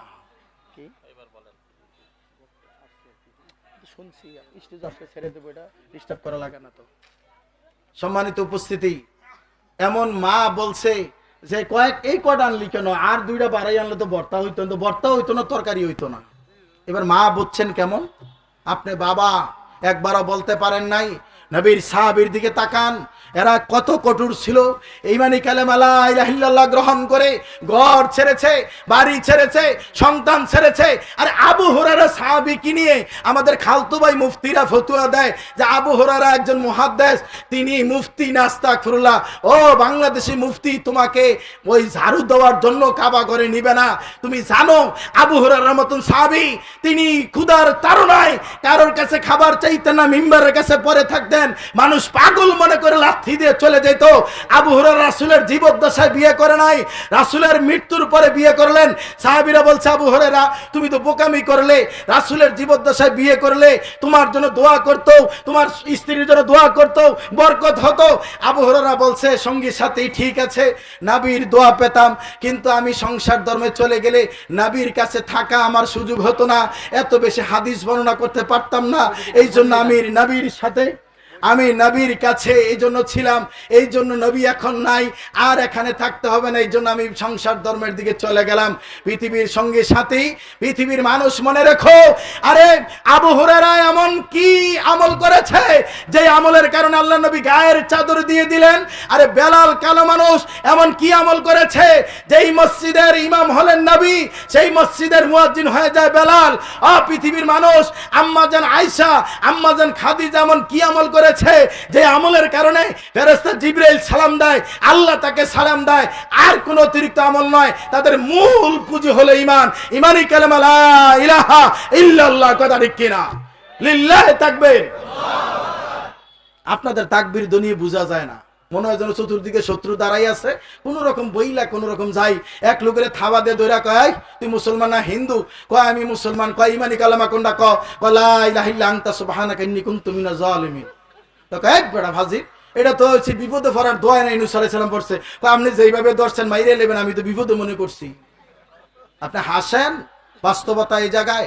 আপনাদের কাছে বউটুকি দানের জন্য, মাদ্রাসার জন্য, তাই না? আপনাদের কাছে ব্যাগ যাবে, পাঠান, ব্যাগ পাঠান, বাচ্চাদের পাঠান। শোনেন, আজকে কোরআনের শিক্ষার পিছনে পৃথিবী ব্যাপী লেগেছে, এটা বাংলাদেশের দোষ নয়, ইন্টারন্যাশনাল ভাবে পলিসি তৈরি হয়ে গেছে কিভাবে মানুষকে নাস্তিক বানানো যায়। আজকে আল্লাহর কোরআন থেকে দূরে রাখার জন্য সকল কলা কৌশল তৈরি হয়ে গেছে, যার কারণে শুধু আমার দেশের নেতা নেত্রীর দোষ দিলে হবে না, ইন্টারন্যাশনাল ভাবে আল্লাহ বিরোধী কাজ, ইসলাম বিরোধী কাজ পৃথিবীর মানুষ ভুলে যাও না। মানুষ যদি শান্তি চায়, সুখ চায়, প্রশান্তি চায়, মানুষের সম্মান চায়, মর্যাদা চায়, ও বাবারা শুনে রাখো, আপনার সন্তান সম্মানে থাকুক, মর্যাদা থাকুক, আপনার সম্মান নেতৃত্ব দেওয়া যদি চান, তাহলে সন্তানকে গাড়ি কিনে দেওয়ার দরকার নাই, বাড়ি কিনে দেওয়ার দরকার নাই, জমি কিনে দেওয়ার দরকার নাই। শুধু একটা কাজ করবেন, প্রাপ্তবয়স্ক ছেলে মেয়েকে তাড়াতাড়ি বিয়ে দিয়ে দিবেন। কি দিবেন? বাবারা কথাই বলে না, কয় যে ওয়াজ কি এইটাই হইলো? আপনার ছেলের ভালো চাইলে এটাই করবেন। আপনাদের কাছে ব্যাগ যাচ্ছে, মাদ্রাসার ছাত্ররা যাচ্ছে, আপনারা সাধ্য অনুযায়ী একটু সহযোগিতার হাত বাড়াবেন। এই দারুল হাদিস মাদ্রাসায় অনেক অসহায় ছেলেরা আছে, এতিম আছে, অসহায় আছে। আপনারা যদি দারিদ্র ছেলেরা ভালো করে পড়তে পারে, আল্লাহ রাসূল বলছে বুখারী মুসলিমের হাদিস, খায়রুকুম মান তাআল্লামাল কুরআন ওয়া আল্লামা, ওই ব্যক্তি উত্তম যে কোরআন শিখে এবং অন্যকে শিখায়। সহিহ মুসলিমের 1631 নম্বর হাদিস, আল্লাহ রাসূল বলছে ইজা মাতাল ইনসান ইনকাতানহু আমালু, মানুষ যখন মরে যায় তখন সকল আমলের রাস্তা বন্ধ হয়ে যায়। এক সদকায়ে জারিয়া, মসজিদ, মাদ্রাসা, ইয়তিমখানা, রাস্তাঘাট, ফুল বিড়ি, সমাজ কল্যাণমূলক কাজ যদি করে যান নেকি পাবেন। 2, উপকৃত এলেম, হয় কিতাব লিখবেন, না হলে কিতাব পড়তে দিবেন, হয় শিক্ষক হবেন, না হলে ছাত্র হবেন। আজকের এই মাদ্রাসা তৈরি করা হয়েছে, আগে ছিল ওই দিকের বিল্ডিং এ, এখন দেখা যাচ্ছে এই বিল্ডিং এ। এই বিল্ডিং ভাড়া দিতে হয়। আপনাদের কাছে অনুরোধ থাকবে, অনেকের অনেক জমি পড়ে আছে। যমুনা ফিউচার পার্কের মালিক নিজেও জানতো না কত হাজার কোটি টাকার মালিক, চলে গেল। এমনি ভাবে আমাকে আপনাকে চলে যেতে হবে। পৃথিবীর জমিন থাকার জায়গা নয়। এই জন্য অনুরোধ রাখি, মাদ্রাসার স্থায়ী জায়গার ব্যবস্থা করুন। পাশাপাশি আপনাদের কাছে একটা রুমাল গিয়েছে, ছাত্ররা গিয়েছে, আপনারা একটু মুক্ত হস্তে দান করবেন। যারা দান করতে পারবেন দান করবেন, যারা দান করতে পারবেন না তারা কি করবেন? দোয়া করবেন। তো হুজুর দিছি দোয়া করে যাতে করে মাদ্রাসা বন্ধ হয়ে যায়। কারণ এখন আমাদের দেশে অনেক নেতারার ঘুম হারাম হয়ে গেছে, বলছে যে মাদ্রাসাগুলি বন্ধ না করলে স্কুলে ছাত্র পাওয়া যাবে না। পৃথিবীর মানুষ ভুলে যাও না, তোমাদের ওই হাট্টিমাটিম টিম আর ঘোড়ার ডিমের বিদ্যা আর এখন কেউ খায় না। জাতি বুঝছে মুক্তি পেতে হলে কোরআনের কাছে আসতে হবে, মুক্তি পেতে হলে কোরআন হাদিসের বিকল্প নাই। কথা ঠিক কিনা? মানুষ ভুলে যাও না, পৃথিবীর জমিনে শেষ না, আরো একটা খেলা আছে, ওই জায়গায় যেতে হবে। তাহলে রাসূল বলছে উপকৃত বিদ্যা। 3 নম্বরে বলছে এমন সন্তান রেখে যাও যে এই সন্তান তোমার জন্য দোয়া করবে। কি দোয়া করবে বলেন? সামনে বলেন, আপনারা না, সামনে সামনে। অর্ধেক বইলা ছেলেরা ছেড়ে দিছে। আপনি আপনার ছেলে বিসিএস ক্যাডার, এখন দাঁড় করান আপনার ছেলে। আল্লাহ রাসূল বলছে 7 বছরের সময় সালাত শিখে দাও। আপনার ছেলের বয়স 30 বছর, এখনো উযু করাই পারে না। কি শিখবে বলেন? আপনার জীবন তো তেজপাতা করে দিলেন, আপনি মরে যাবেন। আমি পক্ষে বলছি না, কষ্ট লাগে আপনাদের এলাকার আইয়ুব আলী ভাই যে কোনো মাহফিল হলে এগিয়ে যেত। কথা ঠিক কিনা বলেন? তো চলে গেছে গত বছর হজের সময় না, আর আসলো না। আল্লাহ সুবহানাহু ওয়া তাআলা তার কবরটা জান্নাতের বাগান বানিয়ে দেবেন, বলুন আমিন। মাওলানা ইয়াসিন সাহেব চলে গেলেন, মাদারটেক মসজিদের সফল সভাপতি, কয়েক টার্মের সভাপতি ছিলেন। আলহাজ কি নাম? আপনি বললেন না? তমিজউদ্দিন সাহেব চলে গেলেন। ওনার জানাজা কোনো আলেম দেওয়া লাগেনি। ওনার জানাজা ওনার বড় ছেলে দিয়েছিল। বড় ছেলে না ছোট ছেলে? বড় ছেলে দিয়েছিল। উনি মাদ্রাসা শিক্ষিত না, এরকম আপনিও দেন কেন? আব্দুর রাজ্জাক পড়াইতে হবে, কামরুল ভাই পড়াইতে হবে, আওয়াই শফিক সাহেব আইসা পড়াইতে হবে, ইয়াসিন সাহেবের ছেলে পড়াইতে হবে কেন? আপনার ছেলেটা আপনি তৈরি করেন, কিন্তু আপনার ছেলের জন্য তো 10 তলা বাড়ি বানাইলেন, কিন্তু আপনার ছেলে জানাজা দেওয়ার শিক্ষা দিলেন না। কি লাভ হবে? ওই জাহাঙ্গীরনগর ইউনিভার্সিটির টিচার প্রফেসর আব্দুল আওয়ালকে জিজ্ঞাসা করেন, পৃথিবীবাসী মনে রাখো, রাগ করবেন না, এই যে 2 দিনের বাংলাদেশের ঘটনা, আপনার সিরাজগঞ্জের মেডিকেল কলেজের প্রফেসর ক্লাসের মধ্যে ছাত্রের পায়ে গুলি করেছে। যদি আপনি সঠিক শিক্ষা না দেন, সঠিক শিক্ষক নিয়োগ না দেন, এই জাতির কপালে সৌভাগ্য কল্যাণ আসবে না। জাতির জন্য আল্লাহর পক্ষ থেকে গজব আসবে, আযাব আসবে। তাই আপনাদের প্রতি উদাত্ত আহ্বান রাখছি, আল্লাহ সুবহানাহু ওয়া তাআলা যদি দয়া করে বাঁচিয়ে রাখে, আল্লাহর দ্বীনের পক্ষে কথা হবে। যতদিন এই দেহে আছে প্রাণ, যতদিন আমরা বেঁচে থাকবো, ততদিন কোরআনের কথা বলবো। রাজি আছি কিনা বলেন? দুটো হাত তুলে দেখান। যতদিন জীবিত থাকবো কোরআন হাদিসের কথা বলবো ইনশাআল্লাহ। আগামীর বাংলাদেশ হবে কোরআন হাদিসের বাংলাদেশ, আগামীর বাংলাদেশ হবে আহলে হাদিসের বাংলাদেশ। লিল্লাহি তাকবীর। সম্মানিত উপস্থিতি, মা বোন অনেকে আছেন, ওনারা যেন বিল্ডিং এর উপরের তলায় চলে যান। আমাদের সময় স্বল্পতার কারণে আমরা আর আলোচনা সামনে বাড়াচ্ছি না। আল্লাহ আলহামদুলিল্লাহ, আমাদের মেহমান চলে এসেছে, আমাদের কাঙ্ক্ষিত মেহমান। বিশেষ করে আমি অদমস, আমরা যারা তাওহীদের কথা বলছি, বিশেষ করে আপনাদের দাওয়াত আমি দিতে হই, আমি একটু নিকে নিতে চাই। 7 এবং 8 তারিখ তথা কালকে এবং পরদিন 2 দিন ব্যাপী আপনার যে সালাফি কনফারেন্স আপনার বীরহাটা বুতে নারায়ণগঞ্জে হয়। আলহামদুলিল্লাহ, আপনারা সেখানে যাদের সুযোগ আছে যাবেন। দাওয়াত ও তাবলীগের কাজে অনেকে মূর্খতার কারণে বলে আহলে হাদিস 19 দলে বিভক্ত। এটা মিথ্যা কথা। দল আর সংগঠন এক জিনিস নয়। তাই আহলে হাদিসরা বিভক্ত হয়নি। হয়তো মতের অমিল থাকতে পারে, বাবা সন্তানের সাথে অমিল হতে পারে, তাই বলে যেন উল্টাপাল্টা আমরা কথা না বলি। 2 দিন ব্যাপী সম্মেলনে আমরা দাওয়াত দেব, যাদের সম্ভব হয় আমরা যেন এই প্রোগ্রামগুলিতে অংশগ্রহণ করি। আর যারা দাওয়াত ও তাবলীগের কাজ দিন রাত করে যাচ্ছে, বিশেষ করে আব্দুল্লাহ বিন আব্দুর রাজ্জাক হাফিজাহুল্লাহ মক্তব শিক্ষার ব্যাপারে যে ভূমিকা নিচ্ছে, আমরা যেন যার যার সাধ্য অনুযায়ী সহযোগিতা করি, দোয়া করি। আর এই তাওহীদের বাদ, বাতিলের আতঙ্ক, শিরিক বিদাতের পক্ষে যথেষ্ট ভূমিকা পালন করে যিনি দিনরাত পরিশ্রম করে যাচ্ছেন, ভুল ত্রুটিগুলি আল্লাহ যেন ক্ষমা করে দিয়ে আল্লাহর দ্বীনের জন্য কবুল করে, বলুন আল্লাহুম্মা আমিন।